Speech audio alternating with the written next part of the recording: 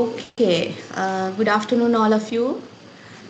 And so, actually, I got delayed to start the lecture because I had come to the university today as I have another lecture physical, right?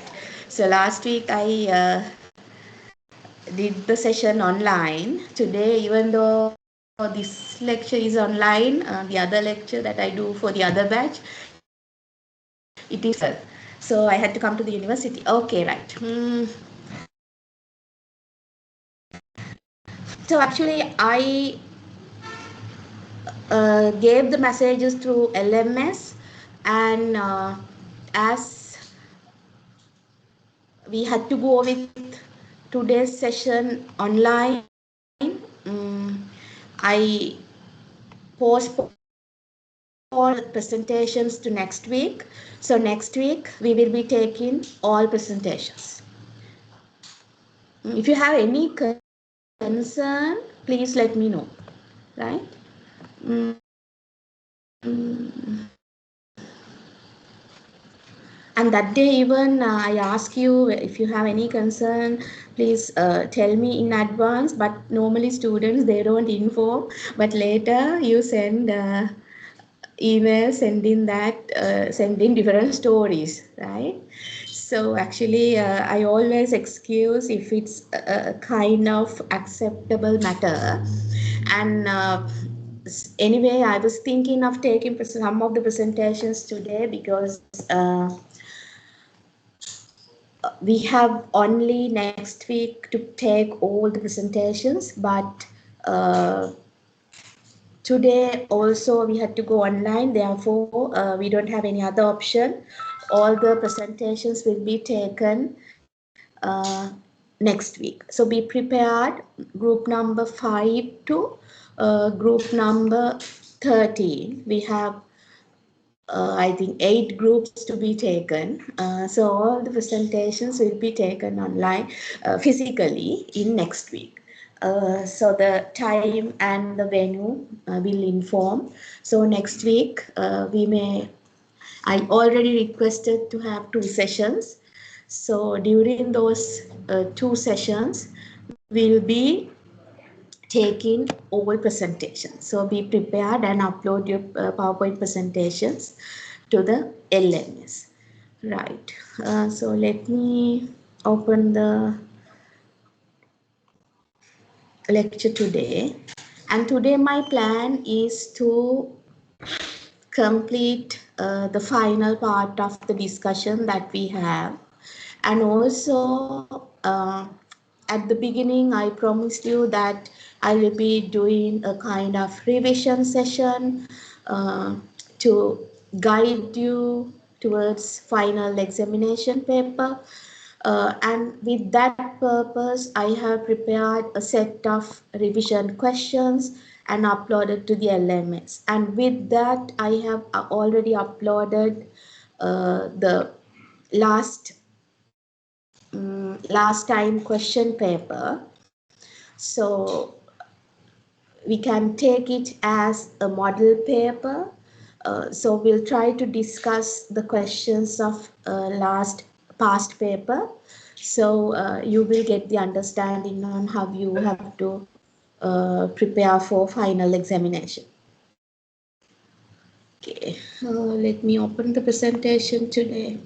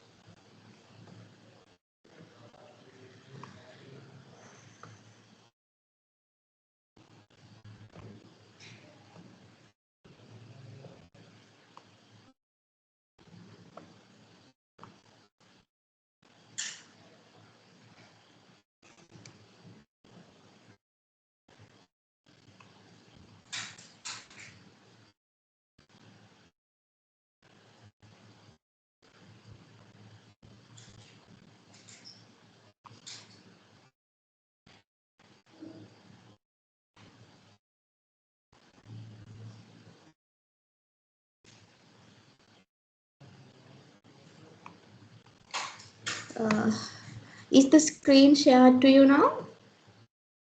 Please let me know whether you can see the screen. Yes, madam. Okay, okay, thank you. So I want to share it in a way that I can see the participants. Let me share it again.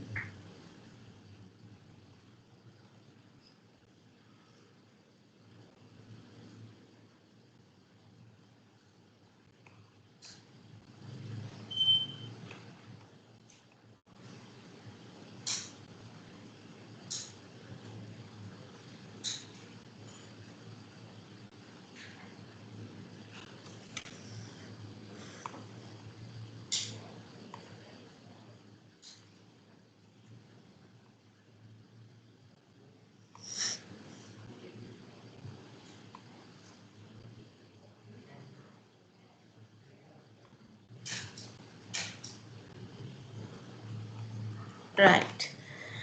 So today, I think better I go to the course content before I come back to the lecture, so then I can just refresh what we have discussed so far.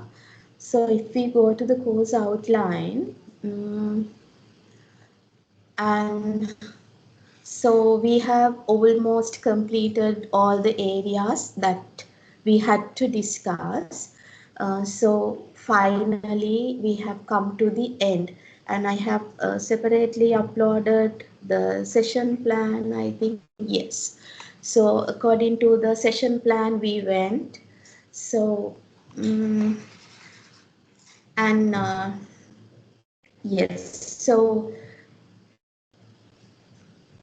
I kept the big data and database lesson to the end, as I thought it's great to discuss this knowledge management and other systems soon after the enterprise applications lesson. So that's why I discussed knowledge management and the enhancing decision making lesson last week, and kept the big data lecture for this week. Okay. Yes, back to the lesson.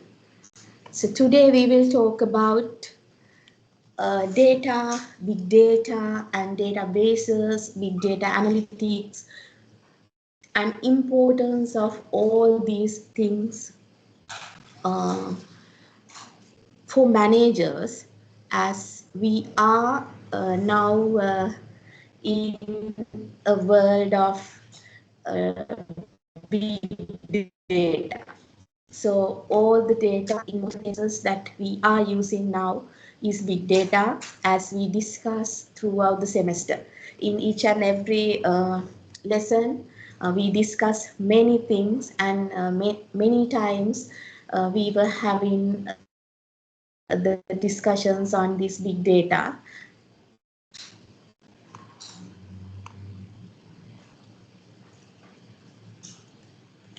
Right. So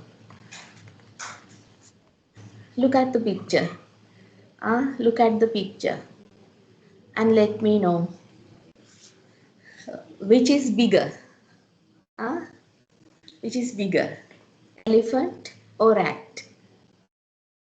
Elephant. Uh, who is much bigger?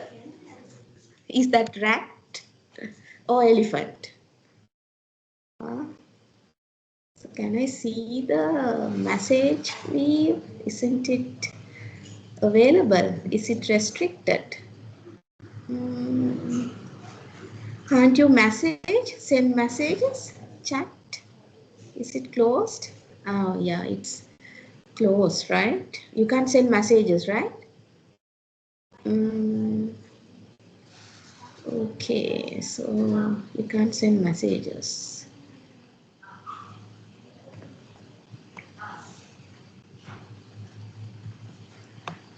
Okay, so you can tell me answers.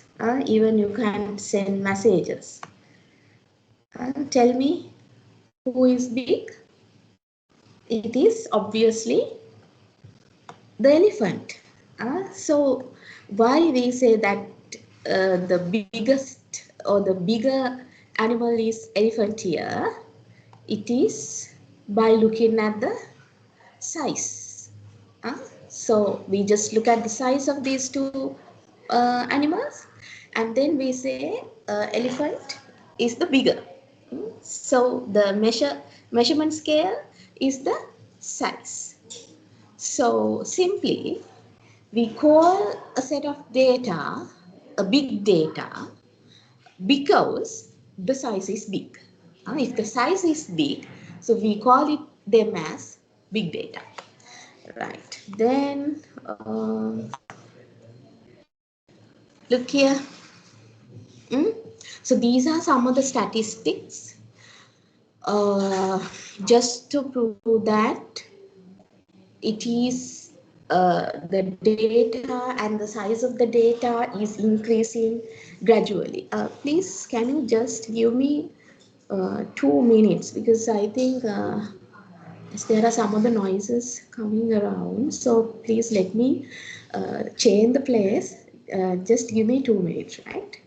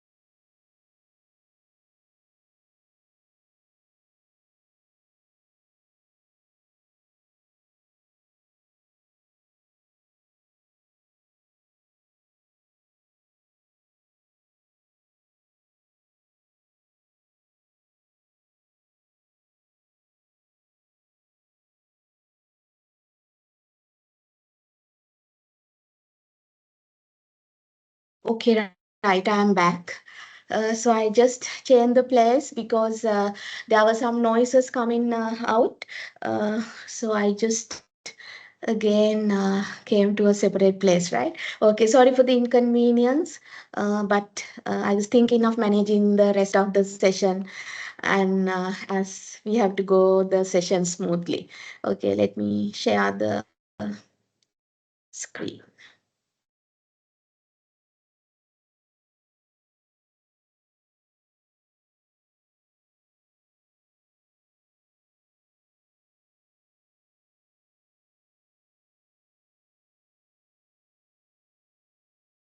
So if you have anything to get clarified, please speak, switch on your mic and speak, right?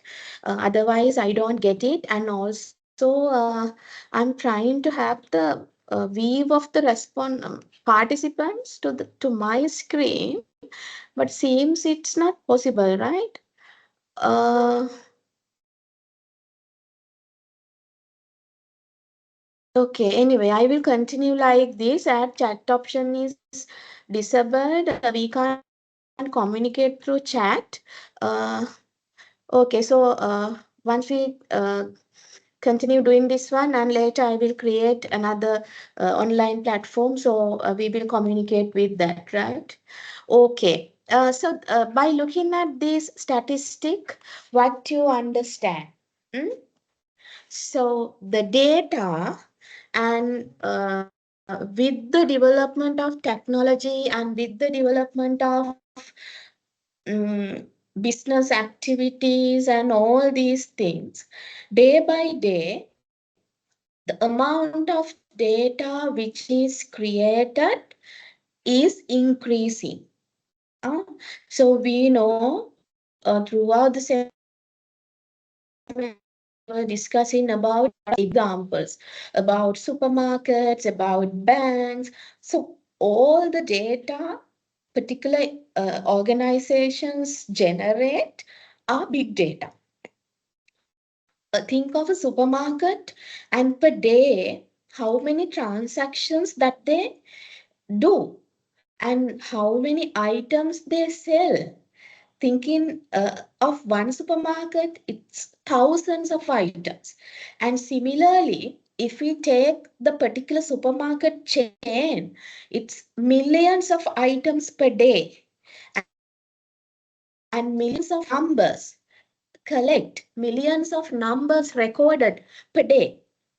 So those data are not traditional data which human can analyze. These data are called as big data. So the volume of data generated day by day is increasing. Therefore, we are now work in a world of big data. So to define and understand what is big data simply, big data is massive set of data. A massive set of, here I have used two technological words called unstructured or semi-structured. So those are the types of data which is created. We will discuss later. Simply, big data is massive amount of data.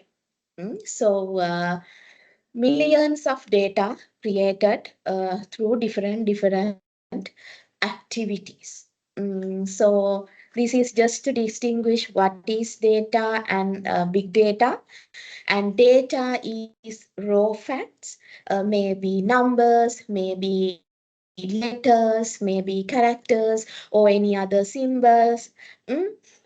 So that's how we explain data.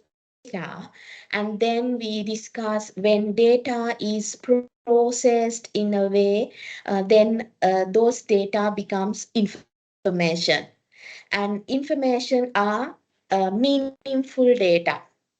By looking at data, we can't make decisions, but by looking at information, by analyzing information, we can make decisions. So processed data, simply we call as information. So simply data is raw facts. And what is big data? It's also data, but huge in its size. And also there are a lot of characteristics of big data we will discuss later. So this is another technical definition. I just took this from Wikipedia, how Wikipedia explain big data. Big data is a term for data sets that are so large or complex that traditional data processing applications are inadequate. So the traditional traditional analytical techniques cannot analyze this data. So that data we called as big data, right? So let me rearrange the screen. Actually, it's really difficult for me to, uh, as I don't see the participants, even you don't switch off cameras, at least I see that you are there, right? If I come to this week, please excuse me. Mm, Otherwise, I just feel that I am speaking alone. තනියෙන් කියවනවා වගේ හිතෙනවා. ඒක චුට්ටක් අමාරුයි. ඒ හින්දා මේ විදියට arrange කරගන්නවා. So I can see you. Okay, right. Yeah.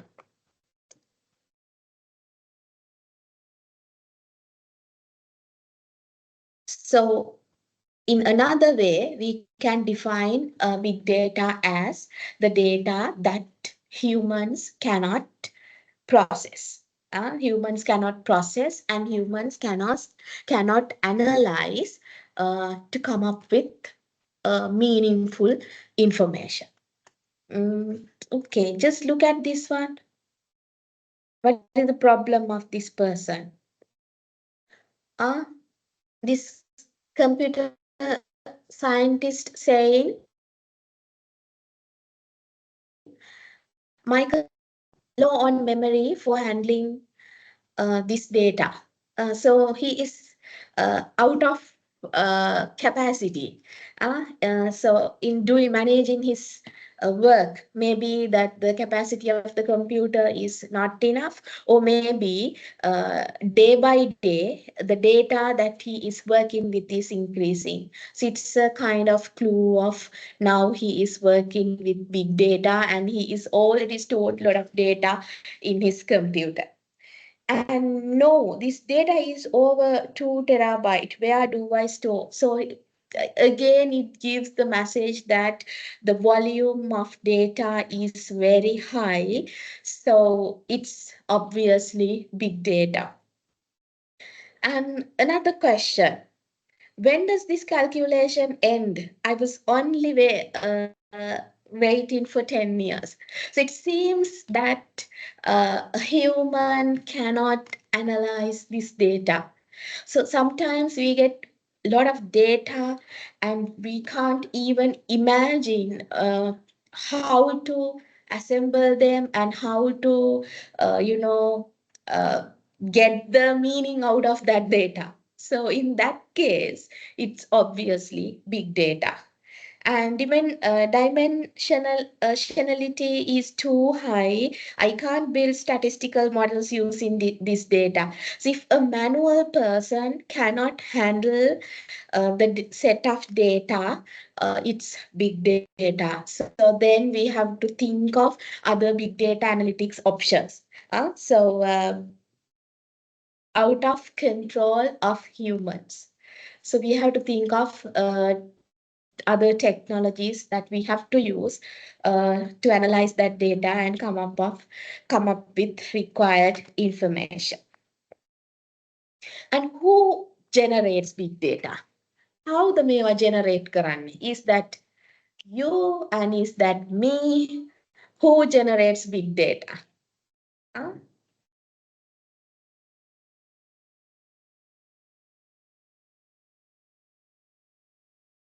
Yes, it's true. You and me and our society and people, we generate big data. So through our day-to-day activities, we engage with a number of activities, and through that, we create a lot of data. So hundreds of people, millions of people daily create a lot of data and brings a lot of data to the world. And those are saved in different platforms, different places. And also maybe companies, business organizations, they track their sales information, they track their consumer information and their employee data, transaction data, and also the security systems of a country. So it creates a lot of information and data daily. And e-commerce platforms create a lot of information, and financial services, maybe banks and other service providers, stock market, and all these creates a lot of data in each minute. And real-time search in data, how much data that you access throughout the day. maybe through Google search, maybe through other searching platforms. So we create a lot of data, and we try to find data, and we try to add some data. We work with data, and those are also saved in those cloud databases. So in different ways, data is created, data is generated by humans. And now we are going to the second part, that is to talk about the characteristics of big data. So importance here is that we understand it's big data by looking at these characteristics. ඒ වගේ ලක්ෂණ එහෙම නැත්නම් අපිට කියන්න පුළුවන් attributes of big data, attributes of a person, attributes of something. So mainly when we talk about big data and their characteristics, we are always think of this 5 V's. All starts by letter V. That's why we call them as 5 V's. But now we have 7 V's.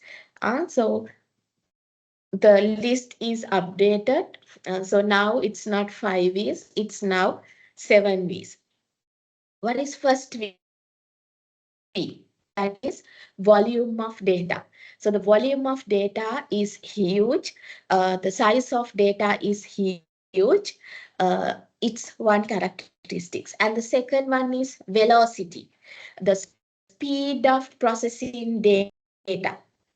So the production of data is so quick. Data is so quick.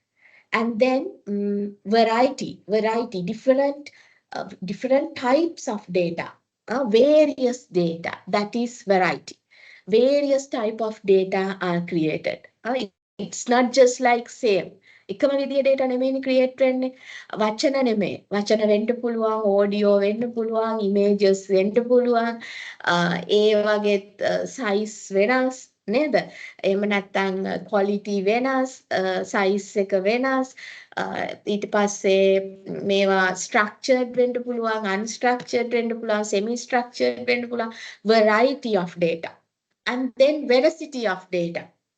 So veracity means the trustworthiness, whether we can believe how accurate the data is. That is one of the main attributes that we have to think of when we look at big data and the value of data that we have. Maybe the set of data is very big, but how about the value of that data? So we have to analyze data, and we have to do some data mining and identify the valuable data and use them in decision making process.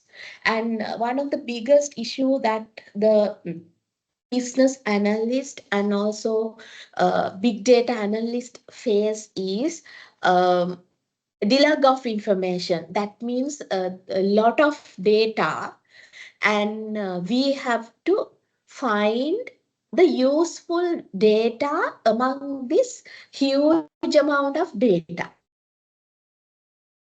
So that data, that is big data. So in this big data, we have data mining first to identify the relevant and meaningful data. And otherwise, we can't make relevant information to create knowledge, to make decisions. By looking at all the data, we can't make decisions. We have to think of right information. We have to think of relevant information. So we have to identify those relevant information from those set of huge information. So that is a challenge. So that's why we use a lot of AI applications like data mining and some of the fuzzy logic, neural networks, such applications, and also we use big data analytic tools to analyze big data. Yeah, so one by one, explanations are given here. Yeah, volume, that is the size of data or the scale of data. So it's very huge, as it says that it grows rapidly, growth quickly. The size of the data day by day increasing. And see here, I just got this from internet, and it's really interesting and also very scary to see that data that we create online in 60 seconds. තප්පර 60ක ඒ කියන්නේ මිනිත්තුවක් ඇතුළත create වෙන data ප්‍රමාණය මේ එක එක sources වලින්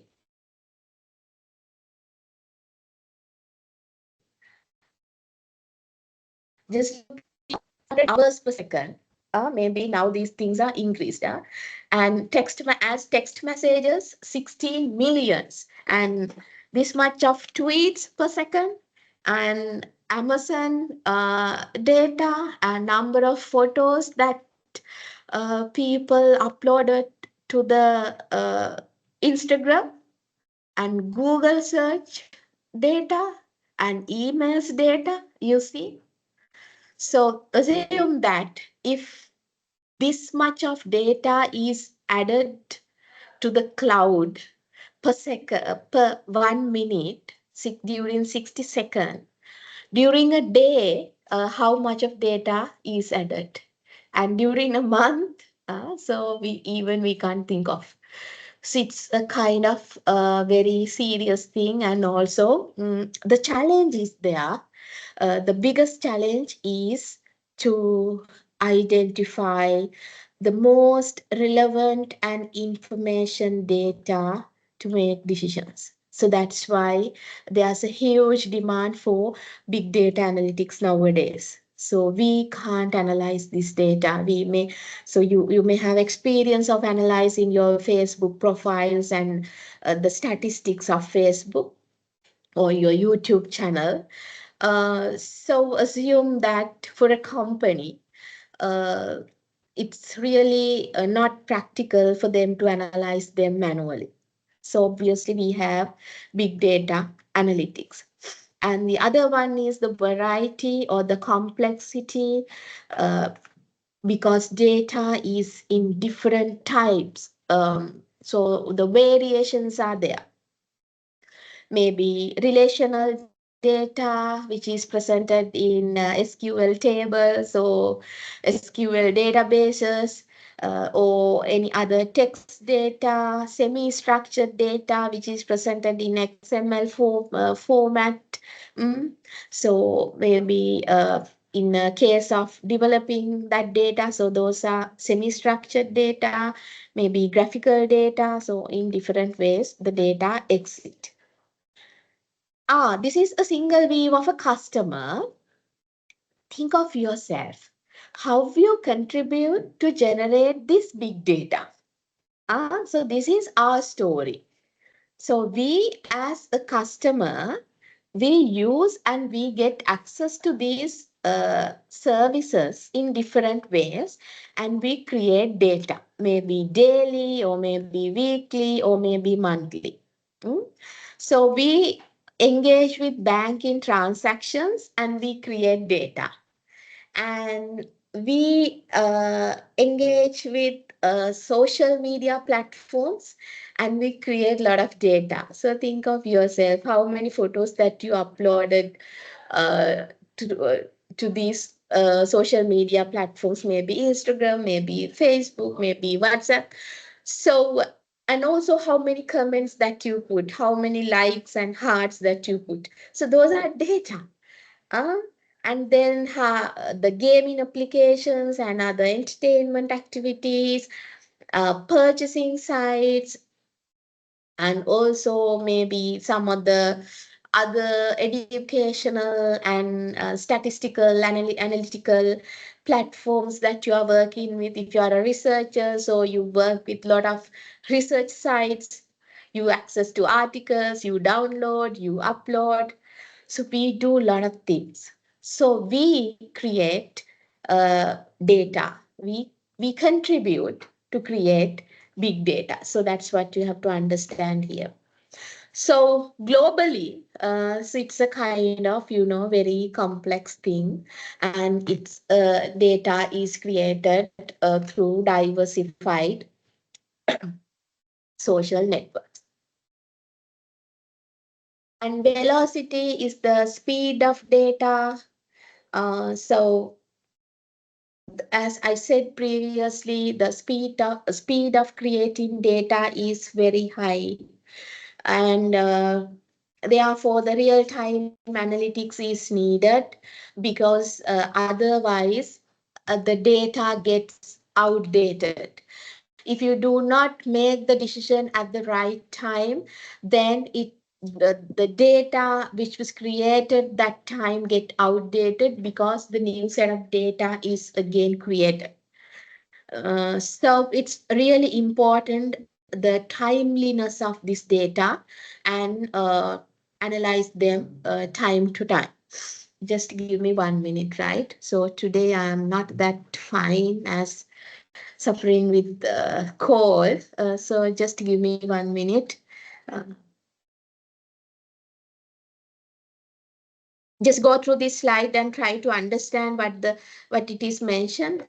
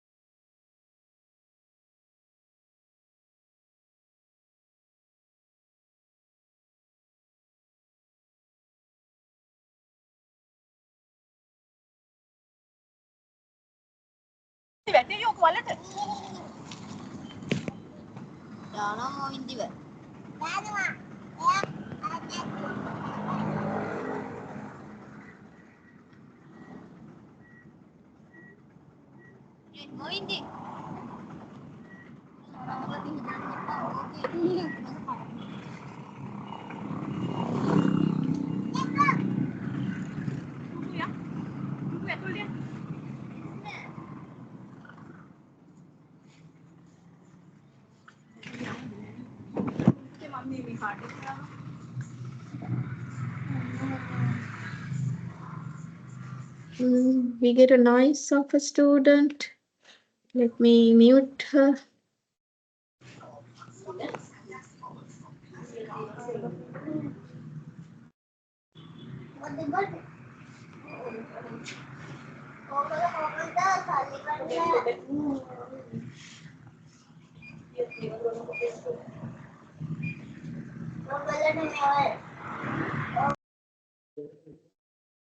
Who's that? Can you just help me to mute that student?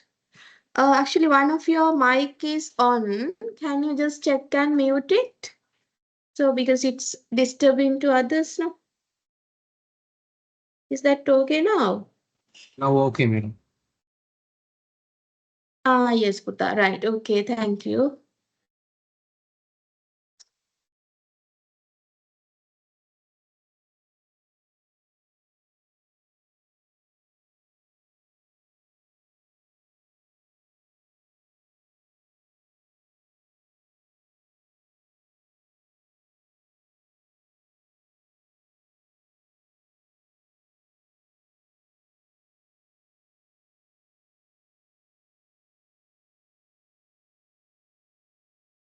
Okay. So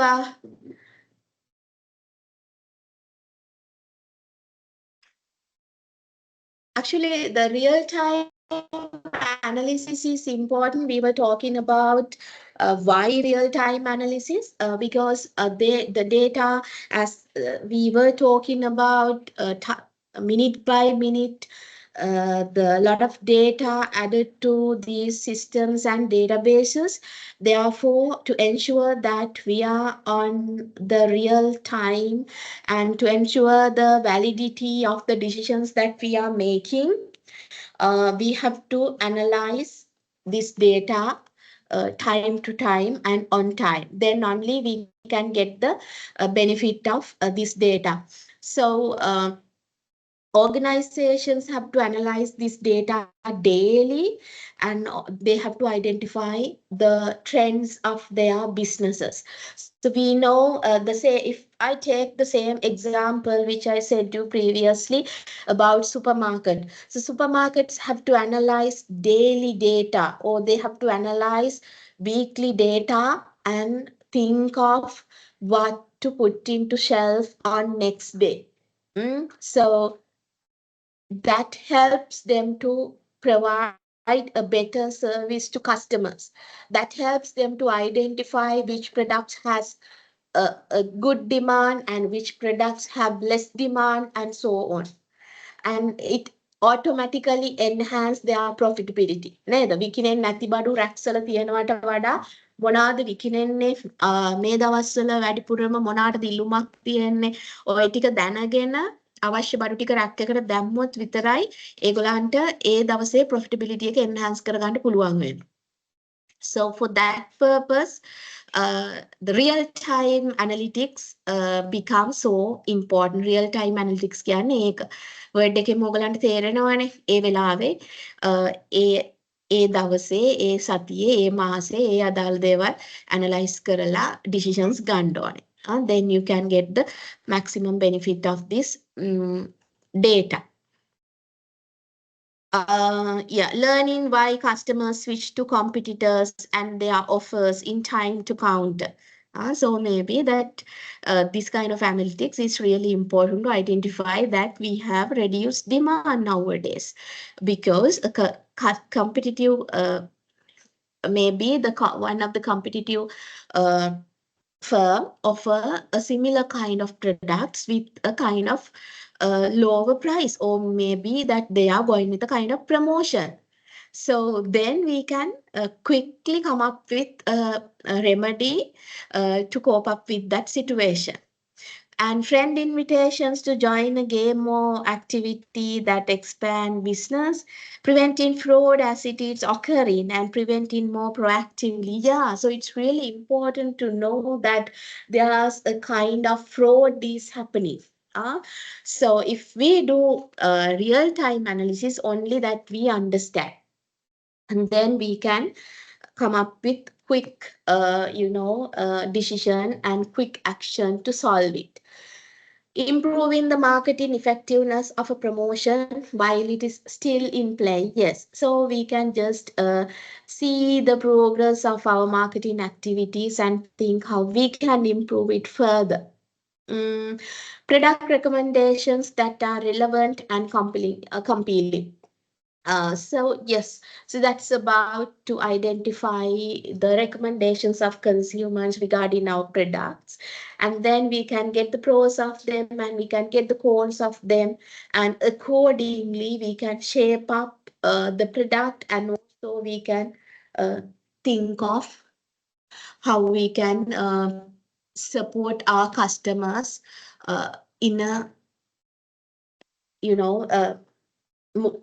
productive manner. Okay. And as I told you, yes, so and volume and variety and velocity are the three factors. And except that there are some more, veracity, visibility, and value. These are also some of the very important attributes of this big data. So we always think of as the data is huge. We analyze them and we try to present them through dashboards. And so dashboards gives us overall summaries of this data. Once the data is analyzed, and their summary, we can bring them to the dashboard and present. And through that, we can get the overall understanding on what is going on in the ground. And the value also enhances only when if we can find the important information through this big data. So when we are working with big data, when we are analyzing big data, we have to always think of these characteristics and ensure that the data that we work with are uh, having set characteristics. So these are the popular ways or the applications of big data: e-commerce, education, healthcare. So these are different businesses and the ways that the big data is being created. Mm, when it comes to types of big data, so when we were talking about variety, we discussed a little bit. There are three main types of data: structured, unstructured, and semi-structured. And similarly, we may have, as I remember, we discuss about these three words in another lesson. That's yeah, it's about structured decisions, unstructured decisions, and semi-structured decisions. So similar meaning exists here: structured, unstructured, and semi-structured. Structured means very well arranged, uh, stored, and formal data, structured data. And unstructured data is not so. Those are just data in different ways. And we have to structure them and prepare them in a meaningful way to get the use of them. And semi-structured data is set of data which are in between, like those XML files where humans also can read them and computers also can read them. So semi-structured data is also there, but big data is combination of all these types of data. It is a combination of all these types of data. And with the expansion of data, the need of having business analytics or big data analytics arises. As humans cannot analyze this big data, we definitely need the support of another technological platform.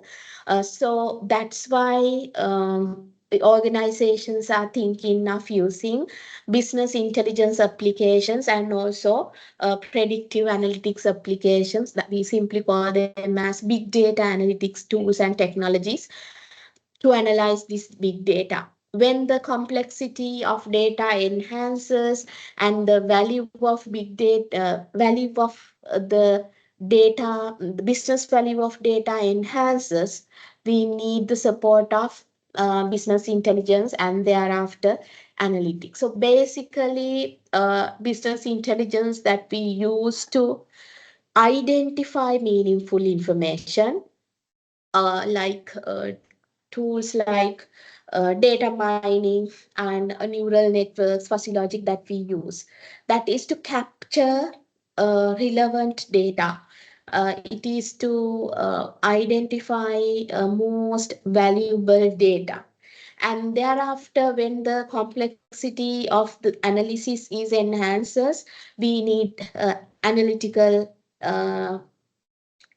softwares, analytical tools. There are a lot of big data analytics tools. Yes, let me show you.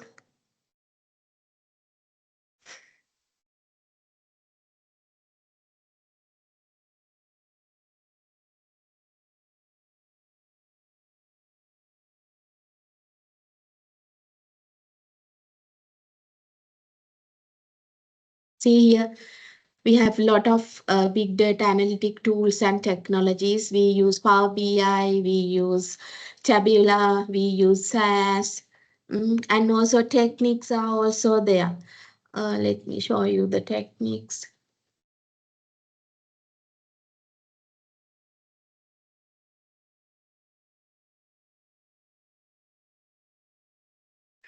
descriptive technologies and diagnostics, predictive analytics. And there are a lot of information available. Actually, anything if you need, you can find now. Therefore, please search Google if you find anything which is not that clear to you. So you can go there and search and learn. Here you see everything is nicely given here, right? Even you can see the big data and their attributes and big data. These are big data visualization tools, Tabular, Power BI, and so on. These are some of the processing tools. Let me open this one.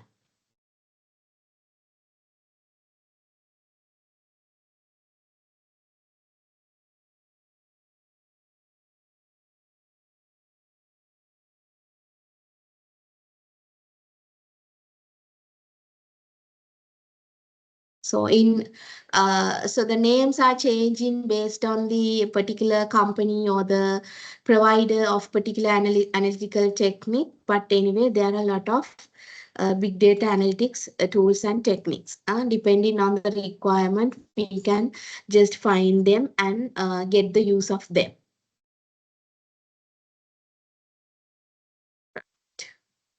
So these are called as business intelligence infrastructure, the tools and technologies that we use to analyze big data. Those are called as business intelligence infrastructure. And when it comes to infrastructure, uh, as we discussed in the information systems infrastructure, here also there are required things, if not the essentials to work with big data analytics. So we obviously need data warehouses, the places to store data, maybe cloud-based warehouses, or maybe in-house, or the computers or the servers that are purchased by the company and keep it with the company to save the data of the company.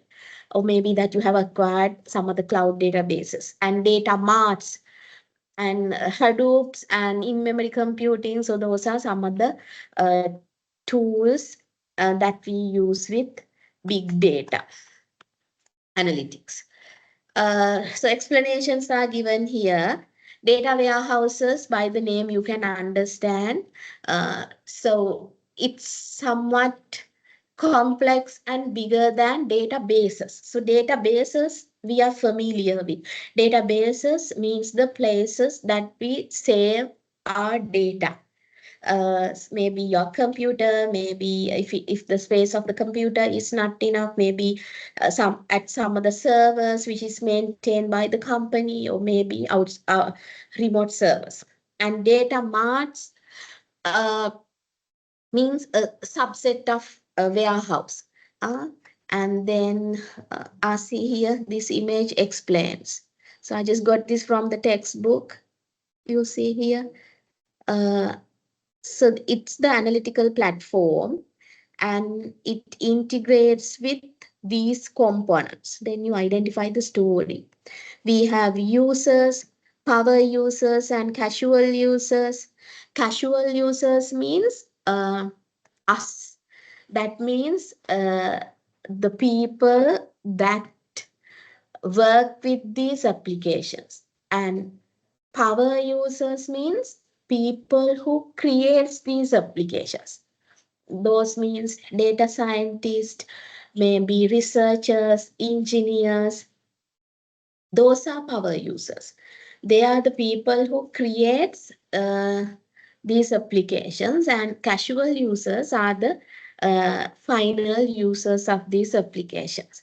And both the people work with these data sets, data warehouses and data marts. There, data marts are there, data warehouses, and the Hadoop clusters are there. Maybe those are the places that they save data from different sources. Mm? Yeah, so these Hadoops enable users to process big data parallelly. Maybe we gather data from different sources, but we can run them parallelly. It's a kind of facility available or a kind of infrastructure. In-memory computing is also one of the other technique and the analytical platforms. And we have analytical tools, online analytical processing, data mining, text mining. So we will talk about these things in coming slides. Online analytical processing, what is that? So actually, you are not required to having an in-depth understanding on these technologies, but only thing is you should know that these kind of technologies are there. Then only you can get the use of them. හරිද මේ technology එක හැදෙන්නේ කොහොමද මේකේ මේක මේ ඒක මොකක්ද ඒ ගැන ලොකුවට ඔයගලන් දැනගන්න ඕනේ නැහැ. නමුත් ඔයාලා දැනගන්න ඕනේ මේ වගේ ටෙක්නොලොජිස් අපිට data analyze කරද්දී අවශ්‍ය වෙනවා සහ මේ කියන ටෙක්නොලොජිස් තියෙනවා. එතකොට ඒවා කරන අයගෙන් කතා කරලා අරගෙන ඕගලන්ගේ decisions ගන්න ඒවට උදව් වෙන විදිහට පාවිච්චි කරගන්න පුළුවන්. And the other thing is when it comes to ERP system, most of these technologies are already embedded to those systems. Therefore, you are not required to go and ask for this particular OLAP or data mining tool because that data mining is already there at the system. So the huge ERP or the particular system is built up by integrating all these applications wherever required. And if you find some issue of doing something, then you can cross-check with IT people whether I can enhance this functionality by adding a kind of analytical tool. So that knowledge is required. So with that, we come to big data analytics. So simply, big data analytics means analyzing big data. As humans cannot analyze big data, obviously we need some technologies to analyze big data. So same is explained here. So these are a lot of application areas we discussed at the beginning as well. So data mining we use to identify the meaningful data or useful data among set of huge amount of data before analyzing. Before going to big data analytics, we need data mining, text mining, sentences mining. That means we among the set of huge data, we identify most relevant, most important set of data. Data mining is that automatically discovering useful information in large data repositories. Repositories means databases. Database එක තියෙන data ගොඩකින් අපිට ප්‍රයෝජනවත් data ටික වෙනමම තෝරලා අරගන්න එක, screen out කරගන්න එක, extract කරගන්න එක තමයි data mining කියලා කියන්නේ. ඒක අපිට කරන්න බෑ, but we write the code or we write the command and we let system to do it on behalf of ourselves. අපිට මේවා එකින් එක තෝරන්න බෑ. ඒ නිසා අපි කරන්නේ command එක ලියලා system එකක් හරහා ඒ වැඩේ කරව ගන්නවා. එතකොට අපි හිතමු data 10,000 තියෙන තැනින් අපිට ඕන කරන hundreds the thousand the කියන data set එක අපි create කරගන්නවා with these technologies. ඒක තමයි practically මෙතන වෙන්නේ. Yeah. So data mining, find hidden patterns, relationships in data sets. So they identify the relevant information. Yeah. Find associations, sequences of data, and they classify data, cluster them according to the similarities, and use them for forecasting. This is what basically happens when it comes to data mining. We collect data, We understand data and we prepare data, and then we model and we evaluate. So these are some of the data mining techniques. Just to go through these, and I don't ask you to study in depth. You just need to have the understanding on what techniques that can be used to identify important data among a big data set.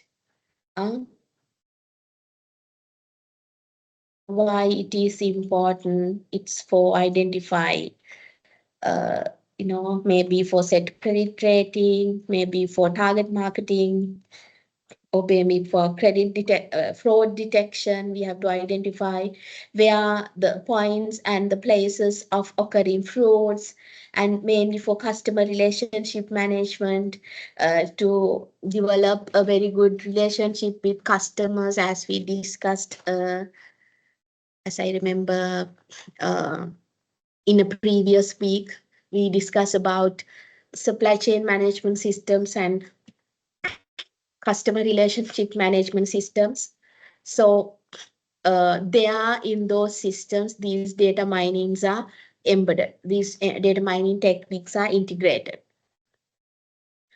So application areas, actually now we cannot restrict in almost all the areas now.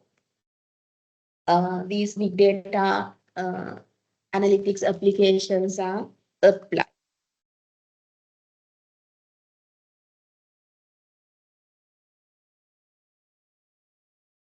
So if I ask you for some examples of applications of these big data analytics techniques, you can mainly talk about banking industry and fast moving goods industry, and other, maybe manufacturing and production, and the instances of customer relationship management and supply chain management, telecommunication industry.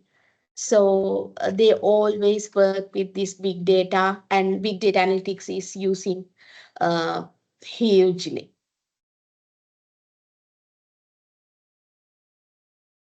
Yeah, text mining means is the meaning is same for data mining. So here what we do, we try to extract uh, key elements or key text among a large set of unstructured data. So then we try to make them structured. Web mining means doing the same to websites. So we try to identify, you know, patterns and other information from websites. So it's being done by business organizations. So web content mining, web browser mining, and web search mining. Mm. So it's to analyze behaviors of clients, behaviors of consumers who are using those websites. And also, this is the governing aspect of this. It's really important to have security policies and having rules and regulations in this regard. If you can remember, we were discussed some of these things under the lesson of information security, because with the increment of these data and the different types of data created and the way the people use data is different. So it's really important on looking at how to administer this data, and also how to govern this data. What are the rules, regulations, if something happens, who is responsible, and so on. And then ensuring the quality of data is really important. So these are the concerns that we have to have when we work with big data. And also big data analytics. මේවා එක්ක වැඩ කරාට මෙන්න මේ දේවල් ගැනත් අපිට හිතන්න වෙනවා. Otherwise, we may find difficulties by working with this data. and whether the data that we are using is quality, and whether this data gives us real meanings to come up with good decisions. So we can do quality audits, and then we can do data cleansing. We can clean up the data set. See, this is being done before analysis. So you will learn when you come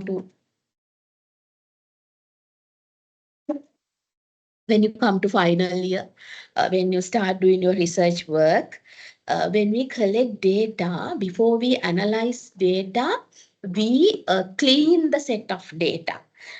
The data cleaning means we try to eliminate unnecessary data. Unnecessary means unimportant, irrelevant, incomplete. ඔය ඕනම විදියකට තියෙන data. ඒවා අපිට වැඩක් නෑ. Incomplete නම් data එක ඒකෙන් information එකක් ගන්න බැරි නම් ඒක වැඩක් නෑ. So we have to clean them and we have to remove them out.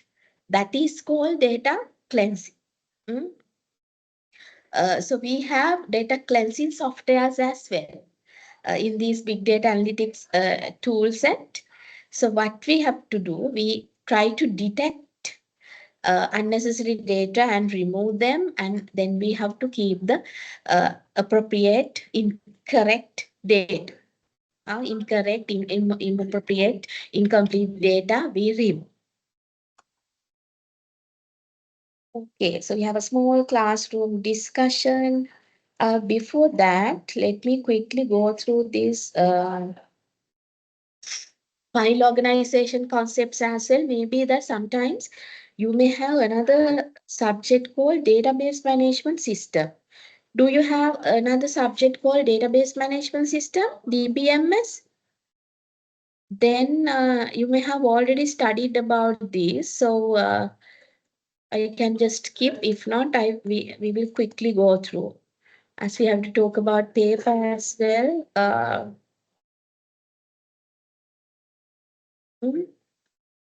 I'm not sure. Okay, I'll quickly go through.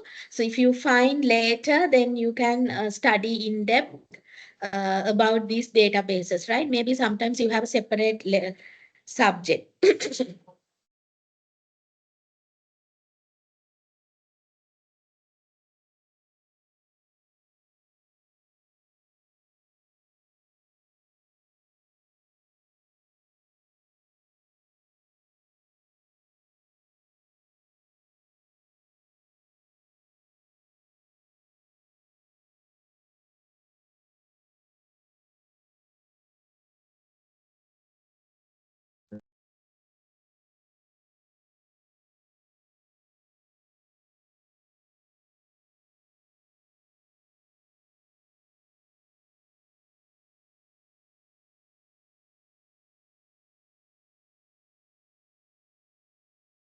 And here actually this database management means simply try to understand how an organization manage their databases. What do you mean by databases? Are the places where we store our data. Databases, data marts. So those are the places where we save our data. And there are different techniques and also rules to manage these databases. We can't put them as we want. We can't save them, but then it becomes useless. To get the benefit of this data, we have to arrange them in a way that we can retrieve them back. What do you mean by that? ඒ කියන්නේ අපිට මේ අපේ තියෙන data දවසින් දවස create වෙන data අපි organization එකේ මේවා save කරගන්න ඕනේ.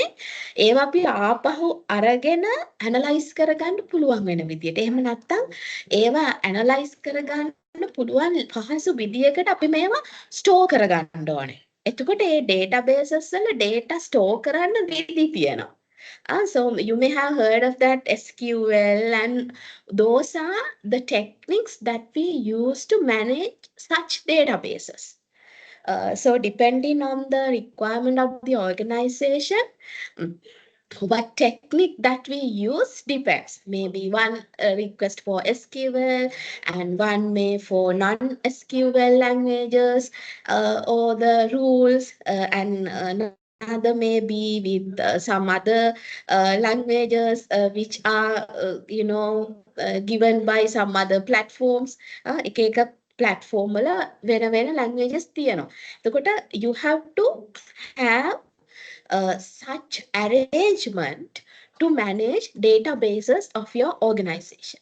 Actually, this is somewhat technical and not that relevant to us, but we just want to know the data that organization collects is saved in databases, and those databases are maintained in a way that we can get them back.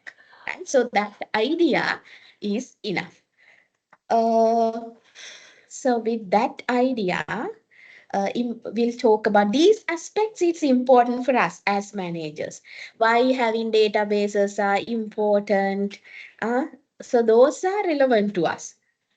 So we can have right information on right time.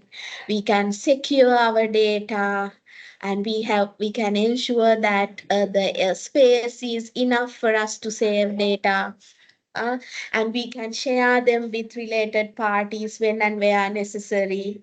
So likewise, there are a lot of advantages of having databases. And also there are problems of having file management systems, but now these are the problems which was existing previously.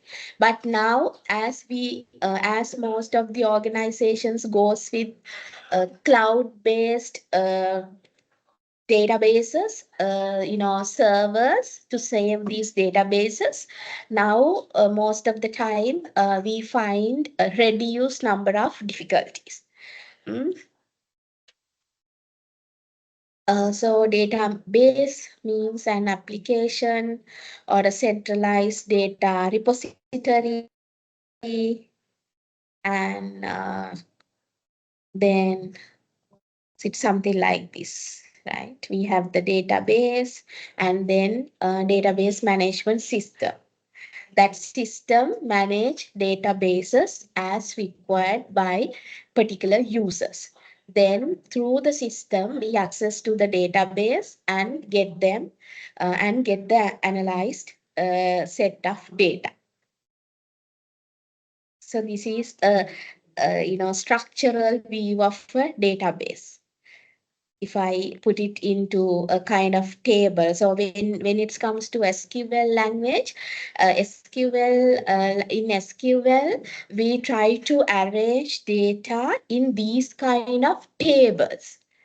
So we give a name to the table, and then we arrange all the data nicely in tables with columns and rows, and then we write commands to work with these data sets. That's what happening there. හරිද? අපි commands ලියලා අපිට ඕනේම මෙතනින් තෝරලා ගන්නවා. ඊට පස්සේ ඒ ටික ගන්නවා analyze කරන්න. ඕක තමයි වෙන්නේ.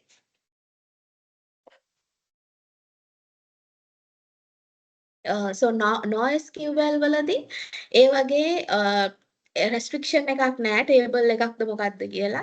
Maybe in different ways the data may be saved. So it's very flexible, and for huge amount of data, this is much appropriate. So most of the cloud databases are goes as NoSQL.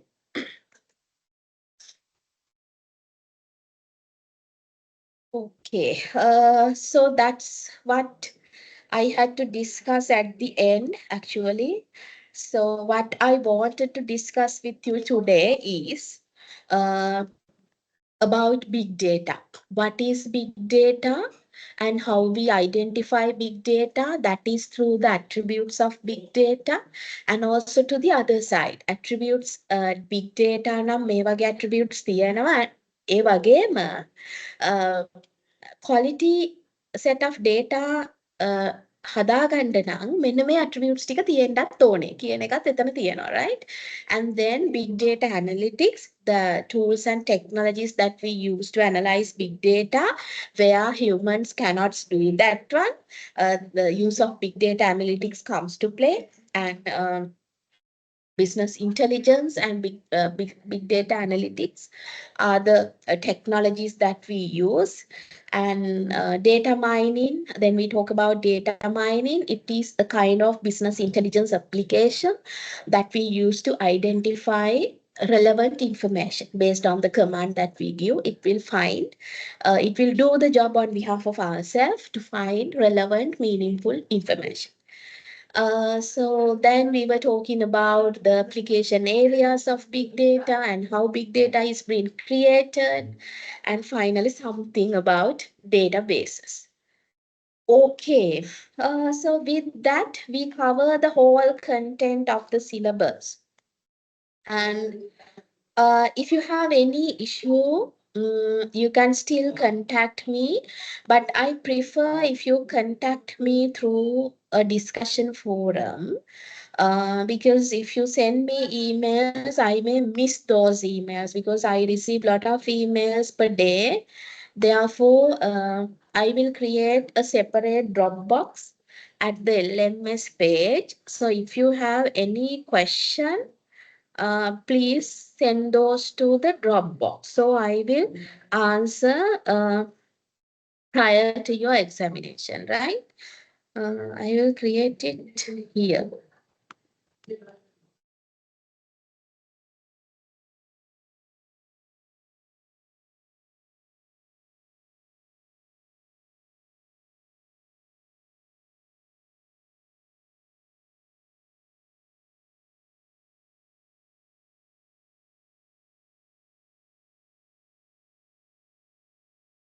Do you know the examination date when you have your final examination? Do you know the date of examination? So next week we will be taking presentations, and thereafter the other week I just put the date for you to submit the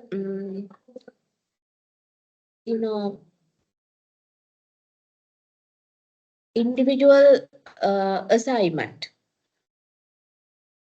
And here discussion forum is open. So you can send whatever the question that you have.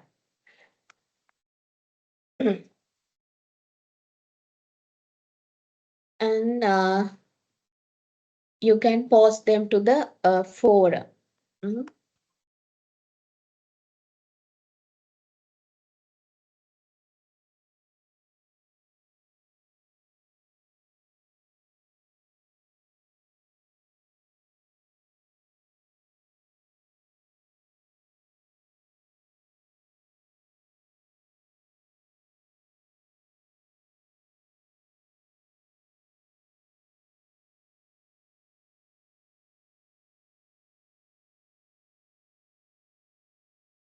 If you have anything to get clarified, please post to this forum.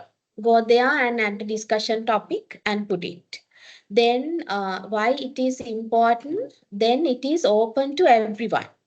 හරිද? එතකොට එක student කෙනෙක්ට හිතන්නකෝ දැන් ඕක practically වෙනවනේ. එක්කෙනෙක්ට එන ප්‍රශ්නයක් ඊට පස්සේ තව කෙනෙක්ටත් ඒ විදියටම එනවා. එතකොට එයත් මට එවනවා, අර එයත් එවනවා, ඔය වගේ හැමෝම එවනවා. එතකොට මට ඉන්ඩිවිජුවලි ආන්සර් කරන්න අමාරුයි, සහ සමහර වෙලාවට මට හිතෙනවා මේ එකමනේ මේගොල්ලෝ අහන්නේ කියලා.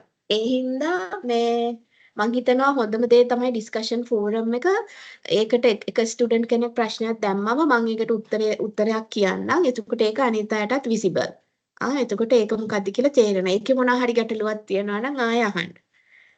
So in that way you can manage the discussion with me prior to the examination. හැබැයි අන්තිම සතිය මම මේකට ඇඩ්‍රස් කරන්නේ නැහැ. හරිද? ඒ හින්දා ඊට කලින් අහන දෙයක් අහන්න. දැන් අපි හිතමුකෝ එක්සෑම් එක තියෙන්නේ ජුලයි එන්ඩ් කියලා. කවද්ද ළමයි එක්සෑම් තියෙන්නේ දන්නවද? දන්නවනම් මට කියන්නකෝ. Probably September. සෙප්ටැම්බර්ද? කවද්ද? Yes. Probably සෙප්ටැම්බර්. සෙප්ටැම්බර්? එහෙමද? එතකොට එහෙනම් තව ගොඩක් කල් තියෙන ඕගස්ට් මන්ත් එකක් තියෙනවා නේද? එහෙනම් මේක මම තව ටිකක් දික් කරන්න. හරි හරි. එහෙනම් කොහොමත් ඕගලන්ට එක්සෑම් එකට සතියක් වෙනකන් මම මේ ඇඩ්‍රස් කරන්නම්. අර ලාස්ට් මොමන්ට් එකේ අහන්න එපා. එතකොට මේ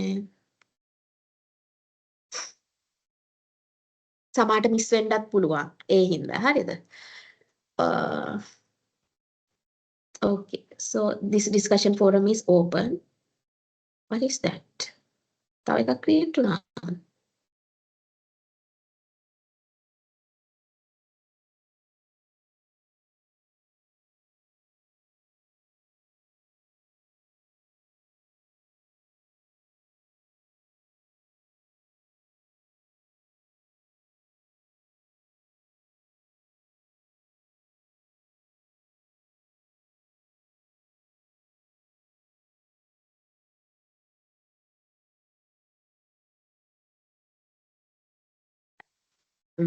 Okay. ඒ ප්‍රශ්නේ හරි එතකොට. Okay, then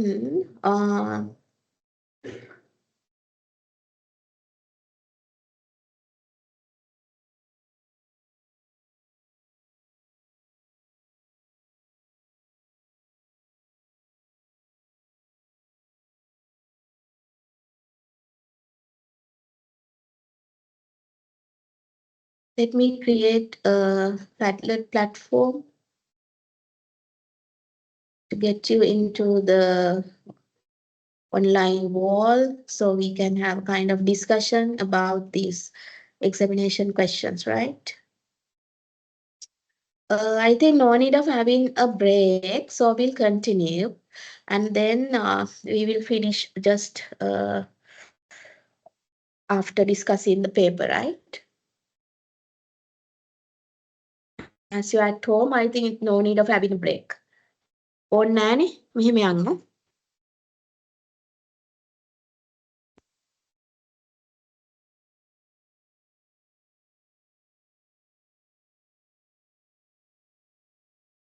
Let me create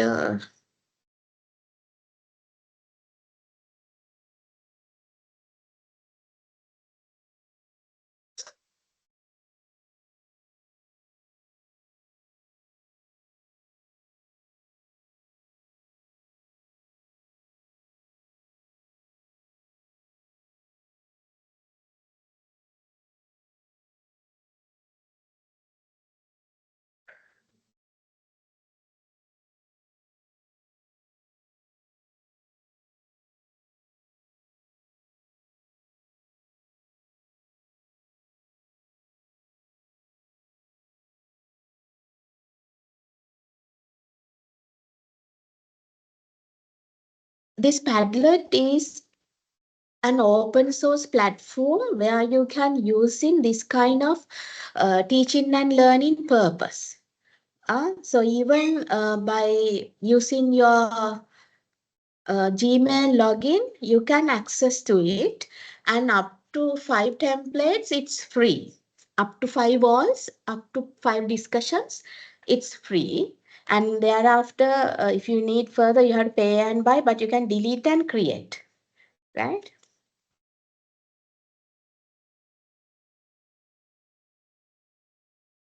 complete වෙනකොට delete කරලා ආය හදන්නත් පුළුවන්.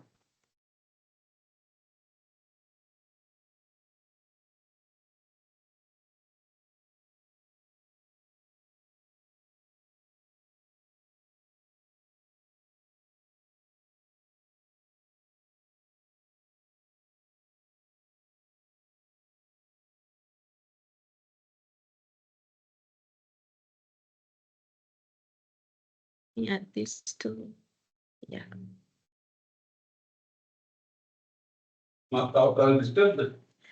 So I'm doing a lecture. Yeah, okay.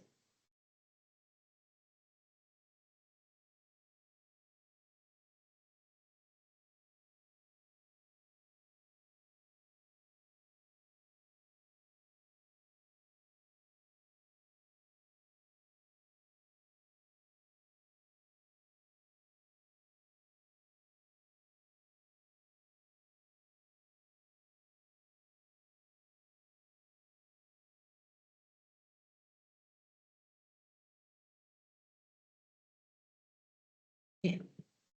Fine. Okay, here. Now, I have uploaded two documents. One is a revision questions document. And there, if you go through this document, I have given you 42 questions, right? 42 straightforward questions. But what you have to understand, for the examination, I don't give you this kind of straightforward questions. But you have to write answers for all these questions to ensure that you are going through the whole content of the course. So if you go through all these questions carefully, and at the end of the day, you get the overall understanding of all the lessons that we discussed so far. So that is my advice. So these are given for you to write answers by yourself, and how you write answers, go to the PowerPoint and find the answer and write your own answer. මේ හැම එකකටම උත්තර මම upload කරලා තියෙන lecture notes වල තියෙනවා. එතකොට lecture note එක ඕපන් කරගත්තා. ප්‍රශ්නෙන් ප්‍රශ්නෙට උත්තර ටික බලාගෙන ලියාගෙන යන්න. එතකොට මේක ඔක්කොම එක ටික ඔයාට කවර් වෙනවා. මුළු සිලබස් එකම අහුවෙන විදිහට තමයි මේ ටික හදලා තියෙන්නේ රිවිෂන් questions. මෙතනින් ප්‍රශ්න එන්නත් පුළුවන්. So මෙතනින්ම ඉතින් අහන්න වෙන්නේ. එන්න පුළුවන් නෙමෙයි. මේවා තමයි අහන්නේ. අහනවා කියලා, but those are not straightforward questions. The questions will be created for the final examination in a way that I test your knowledge. But the point is this. මේකම වෙන විදියකට, maybe with a small case, maybe with a small scenario, I ask the question. හරිද? Directly අහන්න නැතුව case එකකින් සිනාරියෝ එකකින් ඒ වගේ එකක් දීලා අහනවා. එහෙම තමයි වෙන්නේ. එතකොට මේවා ස්ටඩි කරලා මේ ටික දන්නවනම් ඔයාට ක්වෙස්චන් එක දැකපු ගමන් ඔළුවට එනවා the knowledge part of this is this. So I have to get that knowledge from the lecture and I have to link it to the given scenario and give the answer. ඒක තමයි ඔයාගෙන් බලාපොරොත්තු වෙන්නේ. And also, other thing,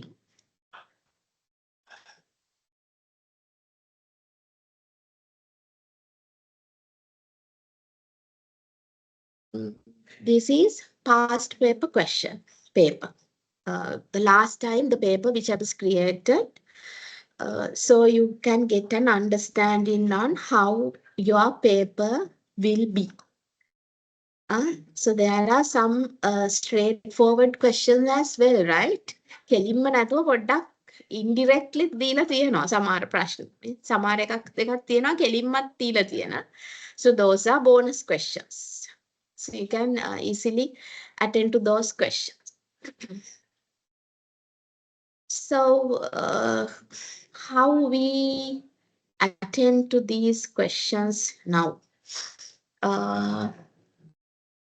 I will do something like this.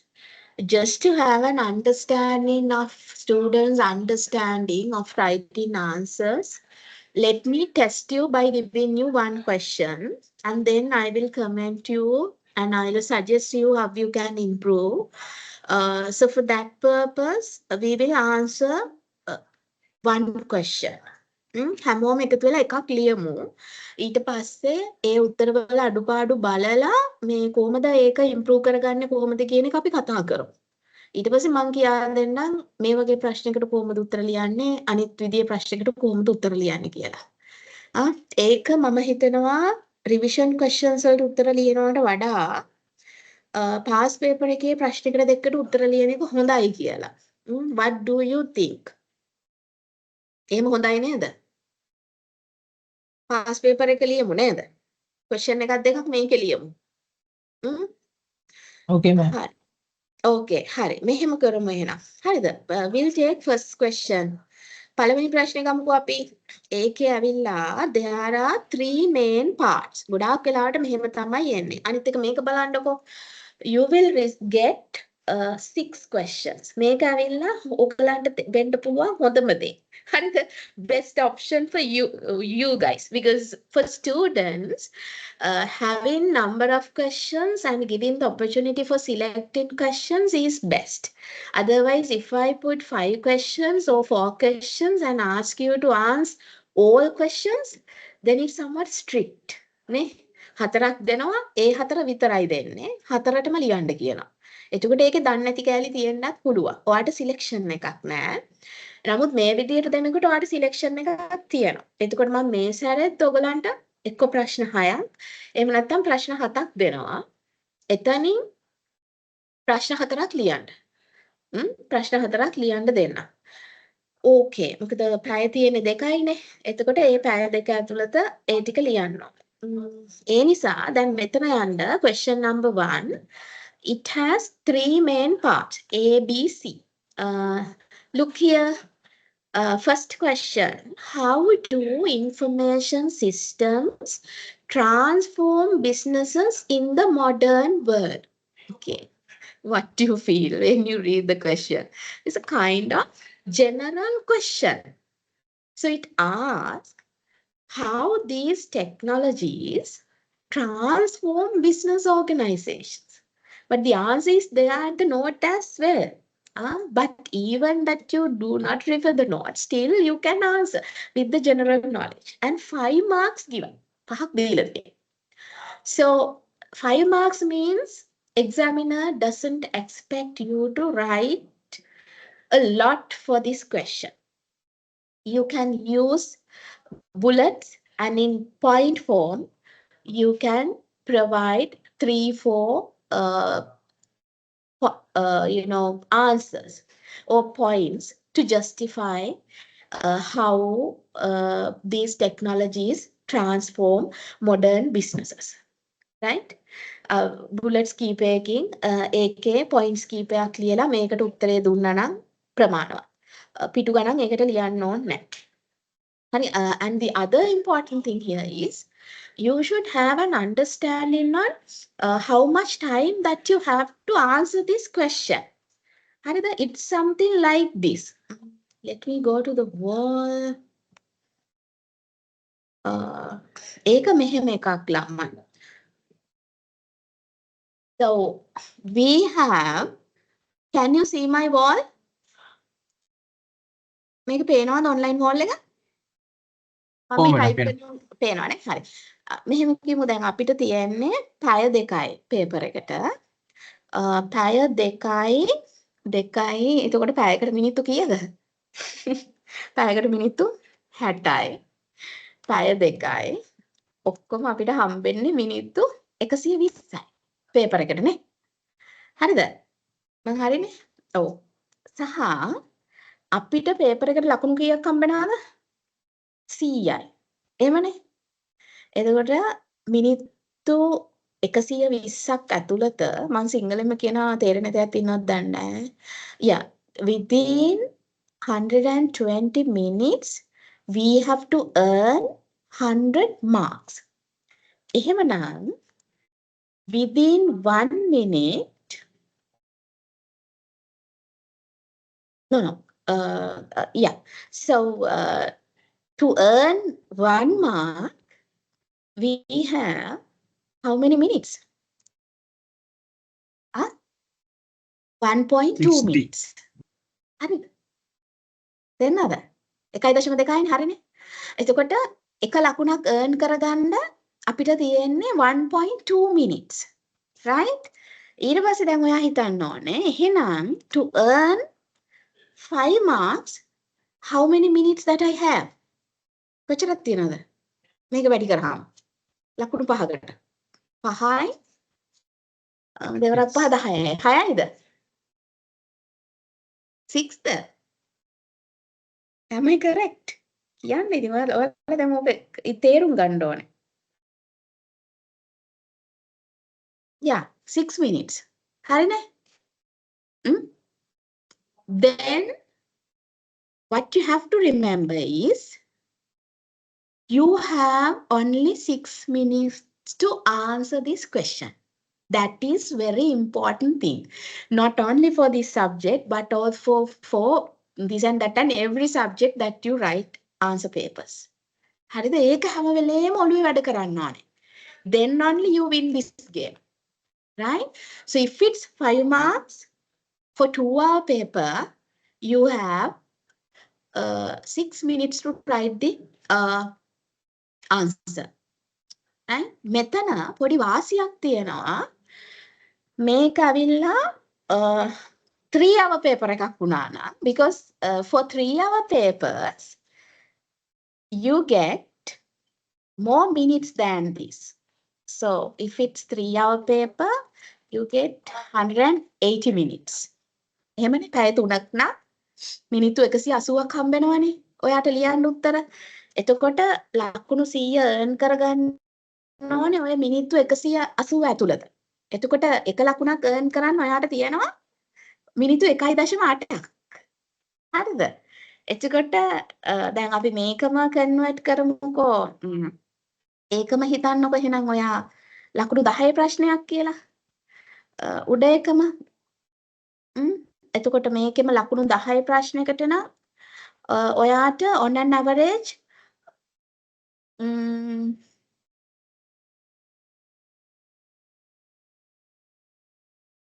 you get 12 minutes. මිනිත්තු 12යිනේ හම්බෙන්නේ. ලකුණු 10 ප්‍රශ්නයකට නම් ලකුණු 5 ප්‍රශ්නයකට මිනිත්තු 6ක් වගේ. නමුත් පැය 3 පේපර් එකකදී වෙන සබ්ජෙක්ට් එකක් ගැන මම කතා කරන්නේ. අපේ පේපර් එක පැය 2යි. පැය 3 පේපර් එකකදී ඔයාට ඊට වඩා මිනිත්තු ගාණක් හම්බෙනවානේ. එතකොට එතනදී ඔයාට ලකුණක් earn කරගන්න තියෙන chance එක මීට වඩා වැඩි. දැන් එතනදී ලකුණු 10 එකක් නම් ඔයාට හම්බෙනවා මිනිත්තු 18ක්. බලන්න මිනිත්තු 6ක් වැඩියෙන් හම්බෙනවා. පැය 3 පේපර් එක. හරිද? දැන් මේක ඔළුවේ තියාගන්න 1.2 කියන එක අපේ පේපර් එකේදී ඔළුවේ තියාගන්න. මේක තමයි මට කියන්න ඕනේ උනේ. 1.2 කියන එක ඔළුවේ තියාගන්න. මොකද හැම වෙලේම මේක ඔළුවෙන් වැඩි කරලා හැම වෙලේම යන්න ඕනේ ගමන. දැන් මෙතන 8යි නම් ලකුණු 8යි නම් හම්බෙන්නේ. ඔයා දන්නවා 1.2 8ක් තමයි ඔයාට ස්පෙන්ඩ් කරන්න පුළුවන්. 9.6 කියන්නේ almost 10 minutes. You can spend 10 minutes to write the answer for this question. එහෙම නැතුව විනාඩි 10කට වඩා මේකේ ගත කරොත් you are losing some of the marks from rest of the questions. So here 6 marks, then you know how many minutes to write. And altogether for one question we have 25 marks. 25 into 1.2 30 minutes. හරිනේ. ඒක තේරෙනවනේ. එතකොට එක question එකකට අපේ paper එකේ තියෙන්නේ 25 marks. So it's obviously 1.2 30 minutes. එතකොට එක question එකකට 30 minutes තමයි ඔයාට spend කරන්න පුළුවන් to earn the total 25 marks. So keep that thing in your mind and then it will easy for you to write answers for the question paper to cover the whole set of questions and to complete all the lessons and to understand the value of each question.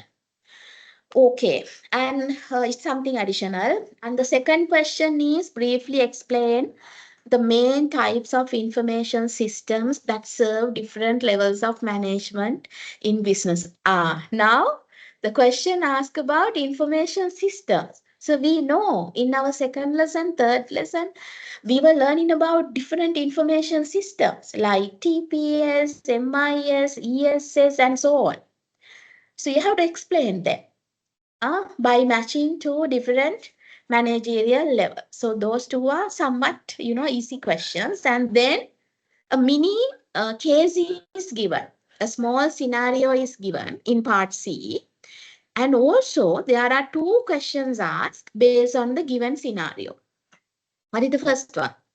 How does implementing an ERP system support Tech Pro manufacturing company, maybe the company talking here, yes, the company, to achieve strategic business objectives? You see here,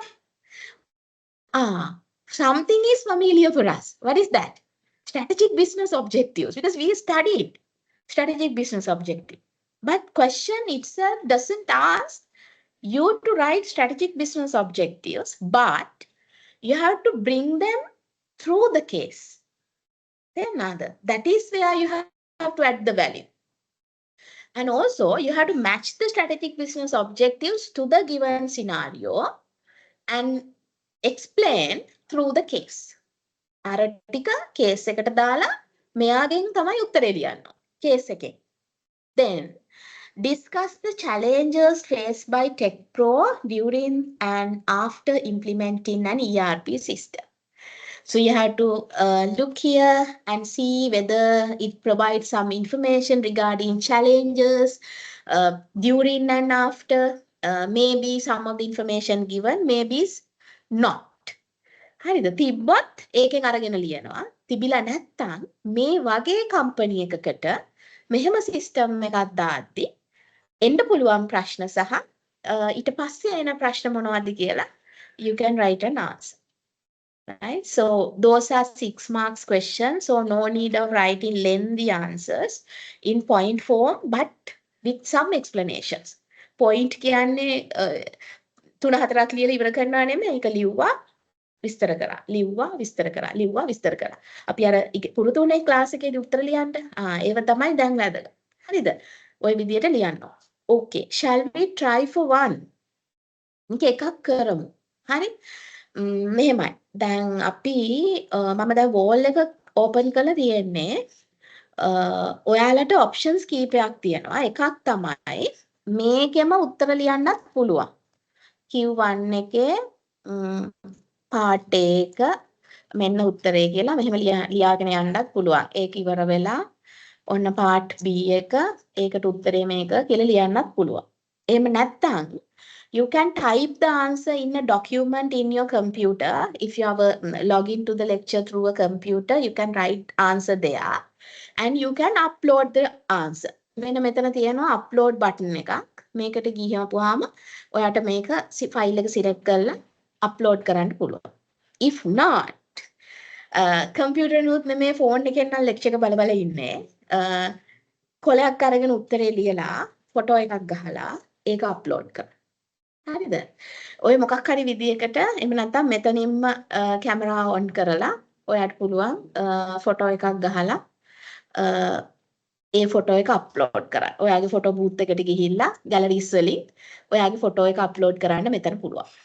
හරිද? පොතේ photo එකක් ගහගෙන ඒක upload කරන්න. In whatever way, upload it and click on publish button. Then it comes to the wall. මගේ නම පෙන්වන්නට ඔයගලගේ නම පේන්නේ නැහැ මේකේ. නම පෙන්නුනත් කමක් නැහැ. ඉතින් පෙවුනේ ගොඩක් ඒවා පෙන්වන්නේ නැහැ නම. උත්තර ටිකක් ලියලා දාන්න බලන්න. So we'll see how we can improve. I will give you few minutes. So we will discuss. හැමෝම try එකක් දෙන්න උත්තරයක් ලියන්න.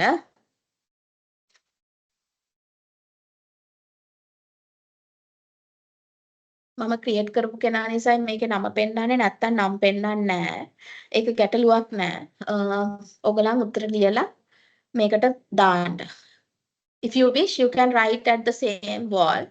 Otherwise, you can write in a paper and upload the question. I will open the paper here. මේක LMS එකේ තියෙනවා. අපි එක question එකක් කරමු.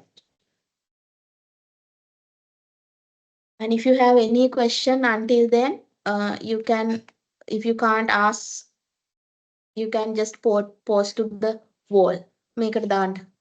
මොනවා හරි තියෙන ප්‍රශ්න ඔක්කොම මේ classroom discussion එකට message එකක් විදියට දාන්න. එහෙම නැත්නම් අහන්න. Because next day we will not talk about contents and anything. Only I will be taking your presentation and complete presentations. And thereafter I can say that my part is over. Then it's your part. හරිද? Yeah, by today actually my part is over when it comes to content delivery. And next day I will take presentations. And by the other week I will publish marks. Individual assignment එක submit කරාට පස්සේ ඊළඟ සතියේ මම ලකුණු ටික දාන්න. Okay. Please write හැමදෙනාම ලියන්න උත්තරයක්.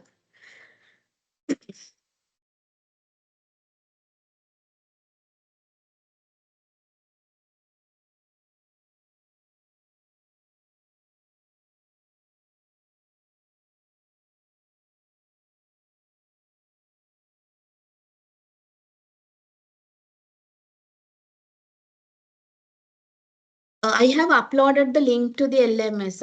At the LMS, you have this link, classroom discussion.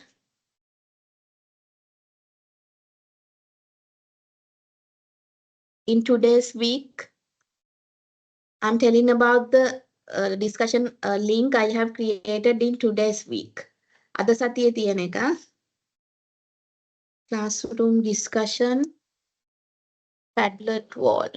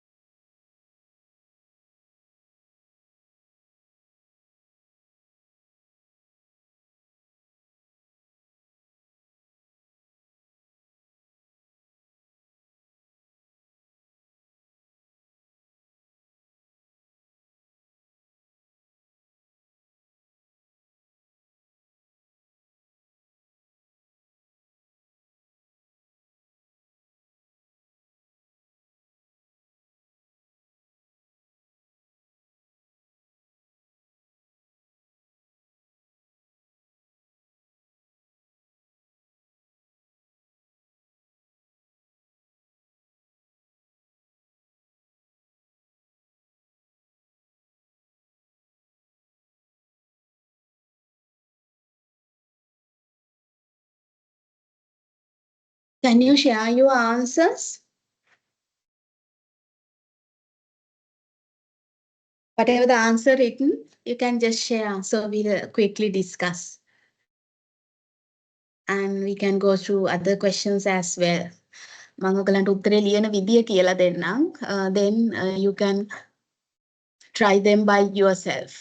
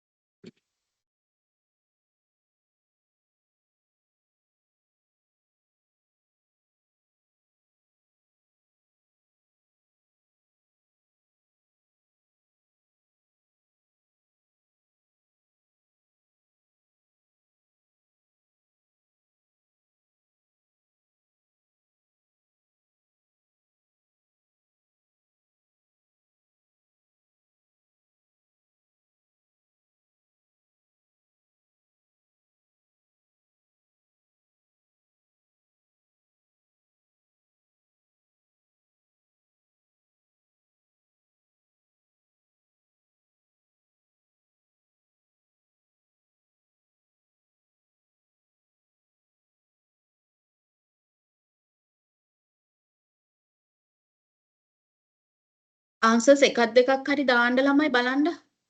ඔක්කොලම් වැඩියෙන් ලියනවාද? මට ඒ ටික තමයි දැනගන්න ඕනේ. අඩුවෙන් ලියනවාද? වැඩියෙන් ලියනවාද? එතකොට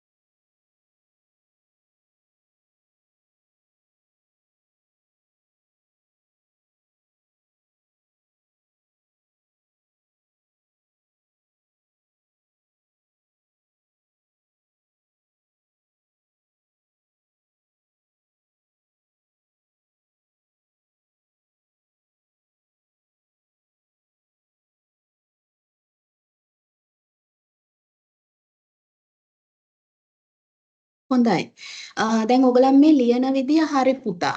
හරිද? දැන් මේ විදියට දැන් මෙතන question එකේ අහන්නේ මේ how do information systems transform businesses in modern world කියලානේ. එතකොට what you have to think of is different ways how organizations change with the use of technology. මේ technology systems පාවිච්චි කරන එක මගින් ආයතන කොහොමද වෙනස් වෙන්නේ? කොහොමද ඒගොල්ලෝ දියුණු වෙන්නේ? ඒගොල්ලන් transform වෙන්නේ හිටපු තැනින් ඉස්සරහට එන්නේ. කොහොමද කියන එක තමයි ලියන්න ඕනේ. එතකොට එතනදී ලකුණු 5ක් හින්දා අඩුම තරමේ උත්තර 3ක්වත් තියෙන්න ඕනේ. points 3ක්වත් ලියලා ඒක explain කරන්න ඕනේ. හරිද? දැන් මේ පුතාගේ උත්තරේ බලමු අපි. enhancing decision making. හරි. providing real time data analytics fast and ඒ විදිහට හොඳයි. එතකොට points 3ක් 4ක් ලියලා ඒ මොකක්ද කියන එක වාක්‍යයකින් ලියන්න ඕන. හරි. එතකොට මේ ආන්සර් එකත් හොඳයි. හරිද? මම දැන් PDF එක දාලා තිබ්බ එක සහ ඔයගලන් ගොඩක් අය ලියලා තියෙන විදිය හරි. මේ point form එකෙන් 1 2 3 කියලා දාලා ඒක මොකක්ද කියලා ලියන්න.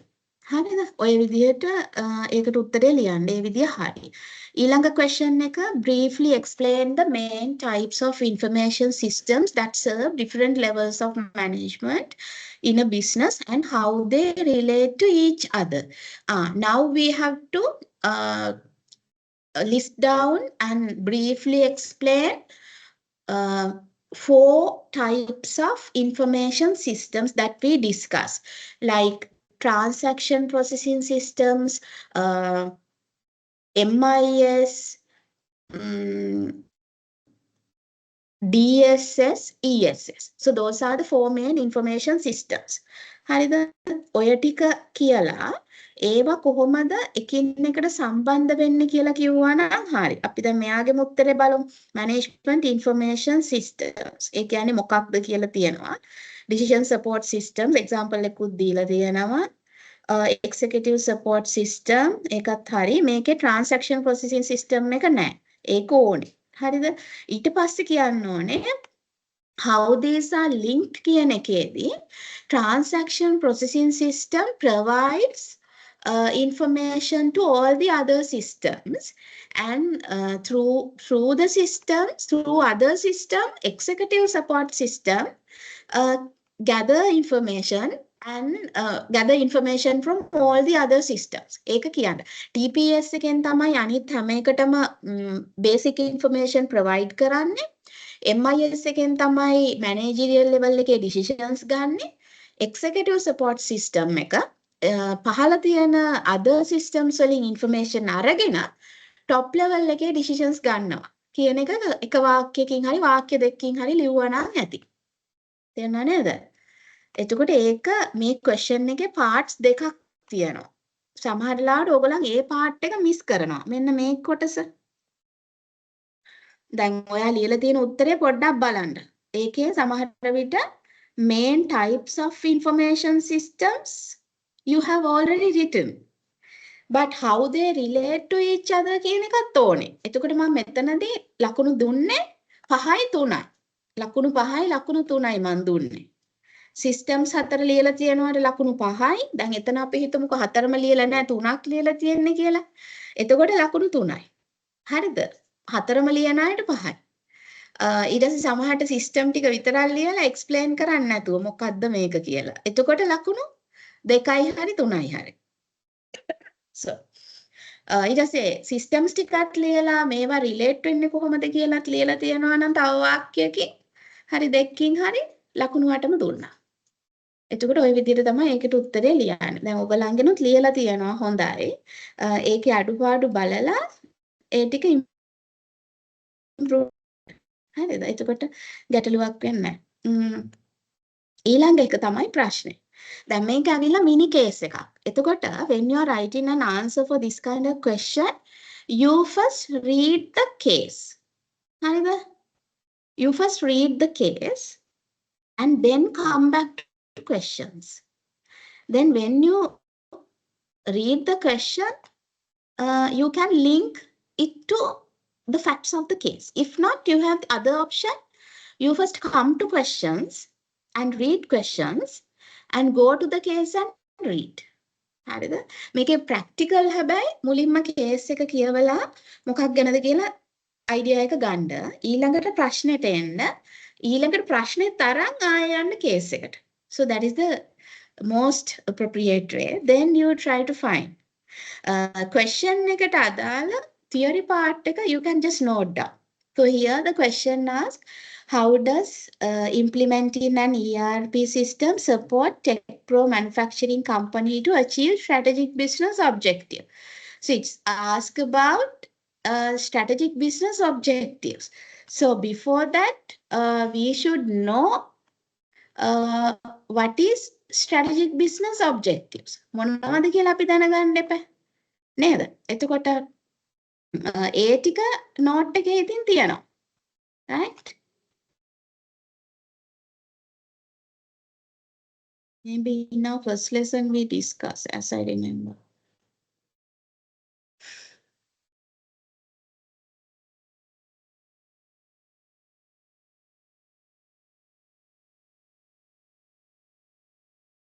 Yeah, this thing. මේ තියෙන්නේ පළවෙනි පාඩමේ. Business firms invest heavily in information systems to achieve 6 strategic business objectives: operational excellence, new product services and models, customer and supplier intimacy, improved decision making, survival, competitive advantage, and meaning of those are already discussed. අපි ඒවා කතා කරානේ. දැන් බලන්න මේක කොහොමද මෙතෙන්ට සම්බන්ධ කරගන්නේ කියලා. ඔය ටික මෙයාත් එක්ක කතා කරන්න. So we know how to achieve operational excellence. So they have implemented an ERP system. So with that system, they may have increased their business processes. See here, it says the ERP system facilitated seamless communication between departments, enabling faster order processing and more efficient inventory management. ඔය කියන්නේ ඔය විදිහට තමයි. And as a result, Tech Pro reduce order processing time by 40%, minimize inventory cost by 25%, and enhance production planning accuracy. So those are the facts for that. That is about achieving business excellence. එතකොට මොකද කරන්නේ? You just not write there that one objective that they have achieved is achieving operational excellence through this it is done කියලා මේ ටික ලියන්න ඕනේ ඒක යටතේ. හරිද? ඒ වගේ පුළුවන් ඒවා ඔක්කොම ටික අයිඩෙන්ටිෆයි කරගන්න. සමහර ඒවා නැතුව ඇති. ඒ වගේ දේවල් ඔයාට ජෙනරලි කියන්නත් පුළුවන්. ඇත්තම කියනවා හයම කතා කරුවේ. Thinking of this kind of scenario in general. මේකෙන් පුළුවන් ටික ගන්නවා. බැරි ටික in general you write. Okay. ඒ විදිහට ලියන්න ඕනේ. Discuss the challenges faced by Tech Pro during and after implementing an ERP system. So that's about challenges. As I remember, we were talking about the challenges of ERP. I can't remember the lesson. Maybe the second one or the first one or the third one. හරි? ඒකෙන් හොයාගන්න සහ then you discuss, see whether they have discussed about the challenges. Seems that the given scenario is not discussing about ERP challenges. So they have, at the very beginning, they were talking about challenges they faced without an ERP. As they did not have an ERP, the issues that they faced was something given, but the challenges of implementing and the challenges that the organization may face after implementing ERP is not given at the case, but you can think of this is a manufacturing firm, mid-size electronic manufacturing firm. And now you think of what are the challenges. You can just first think of general challenges and try to apply it to the given case and write the answer. හරිද? ඒ general ඒවා ටික මේ කියන company එකට relate කරලා උත්තරයක් ලියන්න. එහෙම තමයි ඒ වගේ අවස්ථාවක උත්තර ලියන්නේ. part 3 එක අපේ කවුරුත් ලියලා නැහැනේ. නේද? part 3 එකට එහෙම උත්තරේ ලියන්න. I hope you understand. Okay. If I go to second question, discuss how information systems affect everyday life of their users. Provide examples where necessary. So this we discuss under the lesson of social and ethical impact of information system. So it talks about influence of information systems on everyday life. So we were talking about a lot of cultural, human, and behavioral impacts. So you can discuss about considering a user, how the day-to-day life of a user has been changed with the use of technology. Maybe positive things or maybe negative things. And also you can give some examples, maybe taking yourself.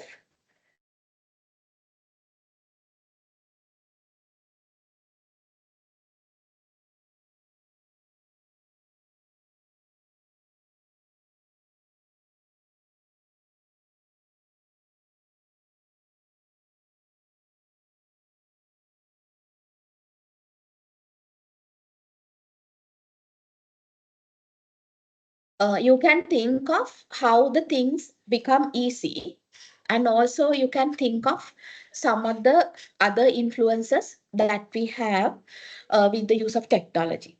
මතකද අර මේ එක එක අර මම human මොකද අපේ life එකට තියෙන threats ඒවත් කතා කරා.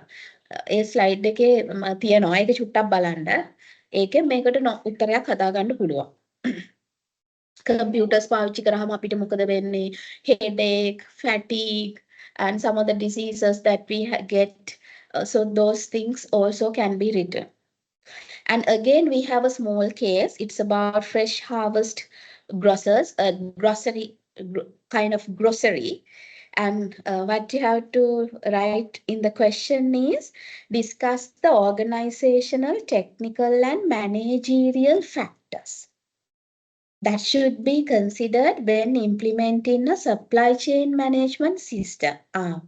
Now you should know what is a supply chain management system, and when you implement a supply chain management system, what organizational, technical, and managerial factors you have to think of, because this is a grocery.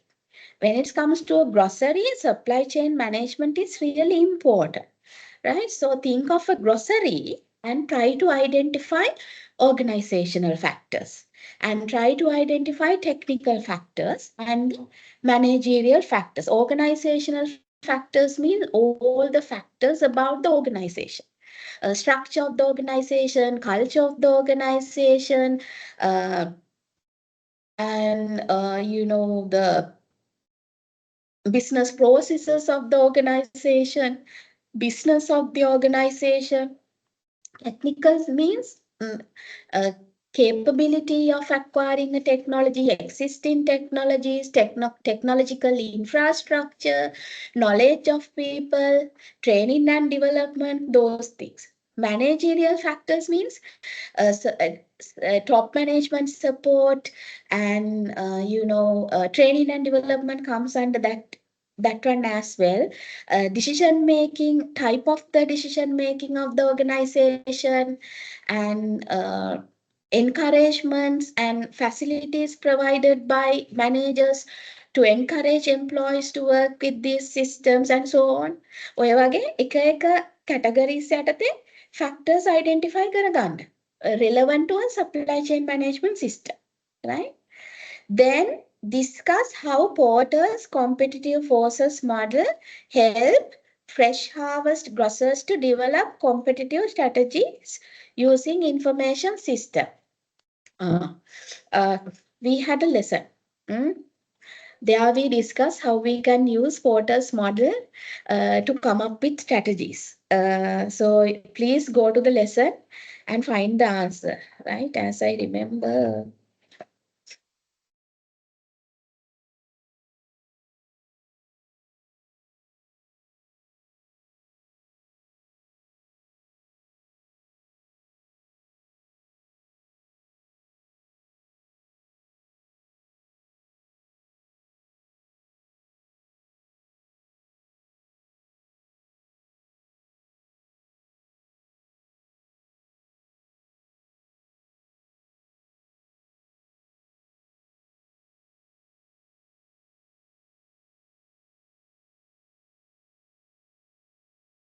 See here.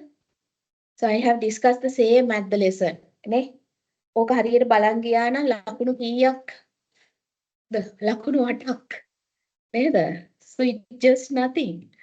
මේ බලන්නකො එහෙම්මම දීලා තියෙනවා. පෝටගේ 5 forces model එක කොහොමද අපි use කරන්නේ මේ competitive advantages ගන්න through the technology. Technology use කරලා කියලා. ඒක බලලා answer එකක් ලියන්න. ඒක ලකුණු 10ක්. අන්තිම එක. කලින් එකට 8යි මේකට 10යි. තේරෙනවද? So if you have gone through this one, that is really easy. මං කියන්නේ මේක එනවා කියලා. නමුත් මේ විදියට තමයි ප්‍රශ්න එන්නේ. වෙනස් වෙලා හරි එන්න පුළුවන්. හරි? So please go through the notes and try to write the answers for those questions. Then the things become really easy. හරි නේද? ඊළඟට question 3. Differentiate between e-commerce and traditional commerce by highlighting the unique features of e-commerce. 7 marks. Again, an easy question. We discuss. Then there, when you write the answer, you have to first tell about what is e-commerce, and then you have to tell about what is traditional commerce. Then you can distinguish them by putting a special attention to the features of e-commerce. අර අපි කතා කරේ ubiquity අනම්මනම් මට මතකයි කතා කරා. මේ තියෙන this is e-commerce. And then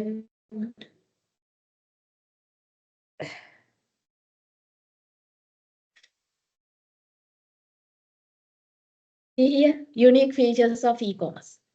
Ubiquity, global reach. Yeah.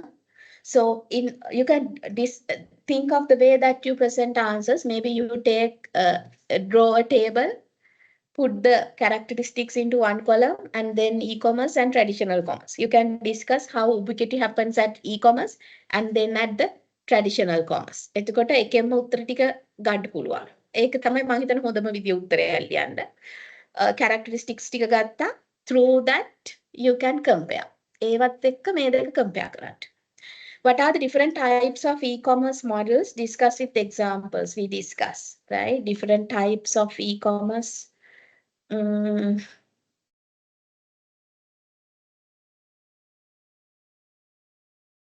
Yes, business to business, business to customers, right?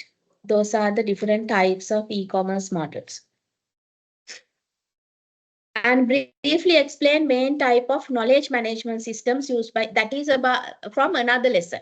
You have to understand that this is from another lesson, that is knowledge management lesson. We discussed last week. We discussed there are different systems used by managers to manage knowledge within organization. So you have to talk about them. At least you have to talk about 3-4 knowledge management systems here. Again, a mini case.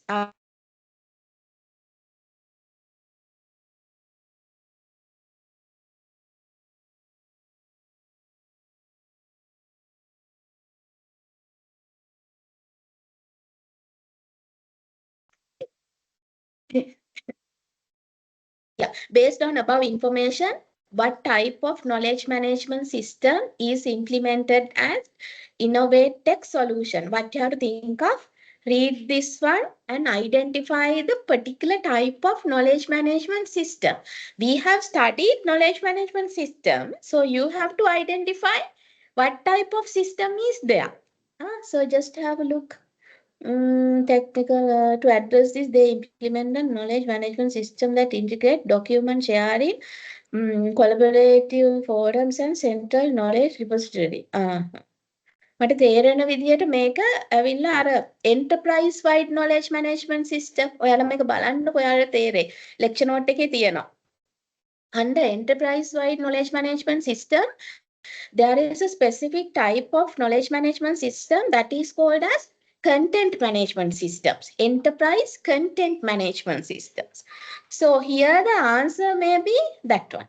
ඒක තමයි මේකට ගැලපෙනම system එක. මෙයාලා මේ දාලා තියෙන්නේ ඒක. මොකද්ද කියලානේ අහන්නේ. මේගොල්ලන් දාලා තියෙන්නේ මොකද්ද කියලා අහන්නේ. එතකොට ඒක කියන්න ඕන. එතකොට ආයෙ කියනවා they have applied enterprise wide content management system. It support these and these facilities and in this way කියලා. So that's how you have to write the answer. Then what are the different types of decisions made by managers? Very easy question, bonus question. Structured, semi-structured, unstructured. Explain and give some examples. ලකුණු 6ක්. explain කරන්න ඕනේ තුන මොනවද කියලා එක එක උදාහරණ ලියන්න ඕනේ. Briefly explain 3 main reasons why investment in information technology do not always produce result. උත්තරේ මෙහෙමම තියෙනවා note එකේ. ඒක බලන්න. List down 6 elements in a business intelligence environment. ඒකත් එහෙමම තියෙනවා. ඕක තියෙන්නේ enhancing decision making lesson එකේ. Enhancing decision making lesson එකේ උත්තරේ ඔහොමම තියෙනවා. Another small case, green tech industries. Question. Referring to the facts given in the case, develop a balance scorecard. Balance scorecard එකක් හදන්නලු මේ තියෙන විස්තරවලට. It is also under the lesson of last week we discussed enhancing decision making. So please go and see what is a balance scorecard and example is also given there. මම උදාහරණකුත් දීලා තියෙනවා. ඒකට ඒක කරලා තිබ්බ ළමයෙක්ට මේක හරිම ලේසි. හරිද? ඒක කරලා තිබ්බනම් this is just nothing. You can do the same for this one as well. How many questions? And marks 10 marks. හරිද? ලකුණු 10කට දීලා තියෙනවා. අපි ගිය සතියේ කතා කරා. See here. Balance scorecard framework. Balance scorecard. This is the example. See, these are examples. So you can do a similar kind of thing for here. What is cloud computing? Straightforward question. Answer is there at the slide. Discuss 3 main types of cloud service models. They are SaaS, PaaS, IaaS. Infrastructure as a service, platform as a service, software as a service. You have to explain what it is and give examples. We discuss. Examples would deal with the why are information systems vulnerable? And error and abuse. Why this happens? Discuss 4 popular threats of information system. Please look at information security lesson, threats and information security. Briefly discuss important methods, tools and technologies to safeguard information resources. We were talking about virus guards, we were talking about MIS audit and so on. At the same lesson, you can find answers.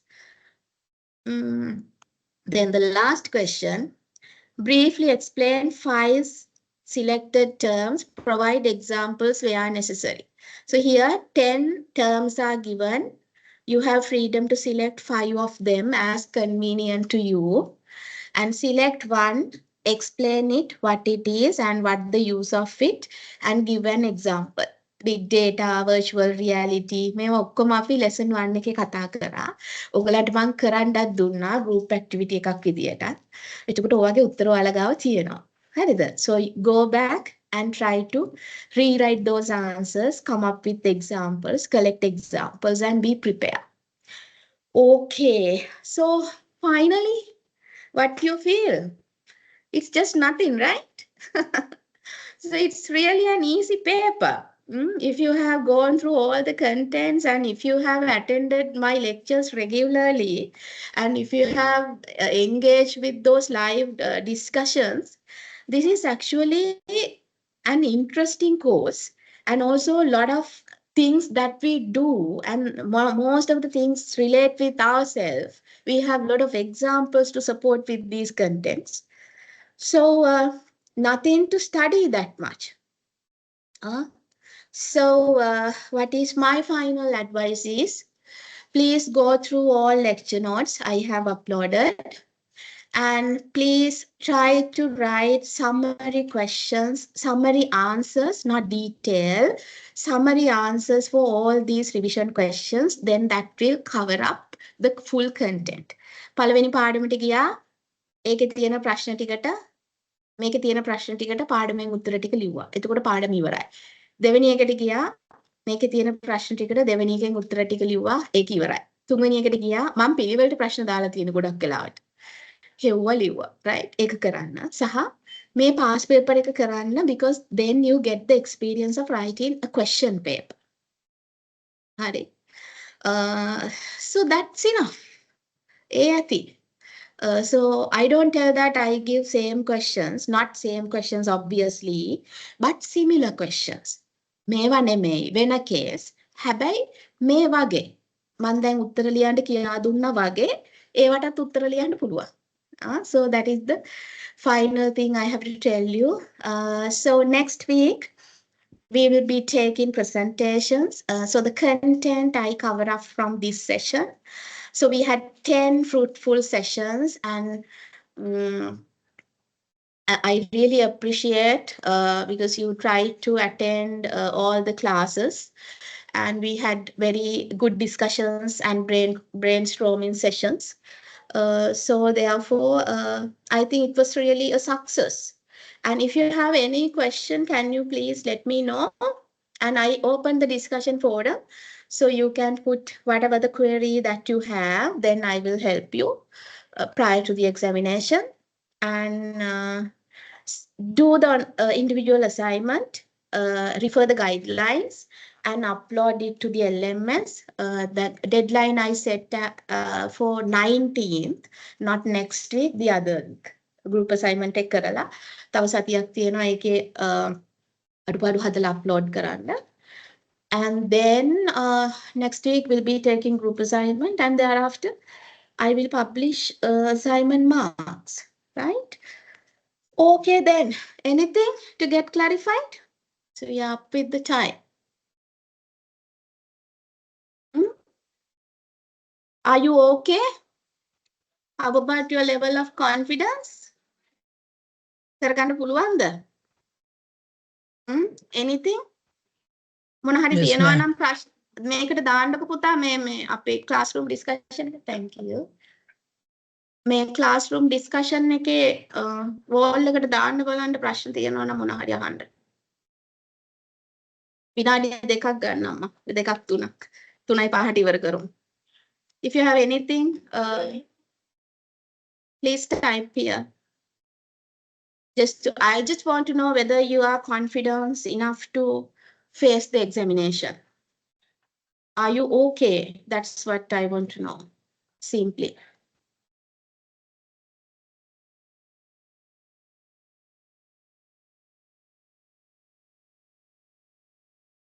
Any question? මොනවද තියෙනවා නම් අහන්න. Because next day I don't have time to discuss with you the questions or anything. We will just take presentations and let you go. No? Are you okay then?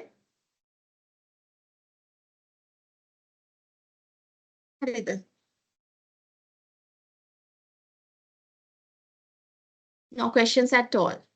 Okay then. So then thank you very much.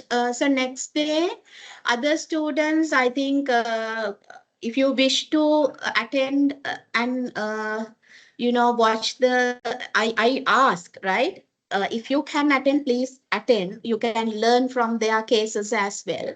Those will helpful for your final exam as well. Group 5 to 13, we will have the presentations, and group 1 to 4, still you can attend the lecture and attend the session and watch the presentations of others. So with that, we will wind up then. Thank you very much. Madam, See you. attendance. Attendance marking. Yeah, attendance we have to take. No? Okay.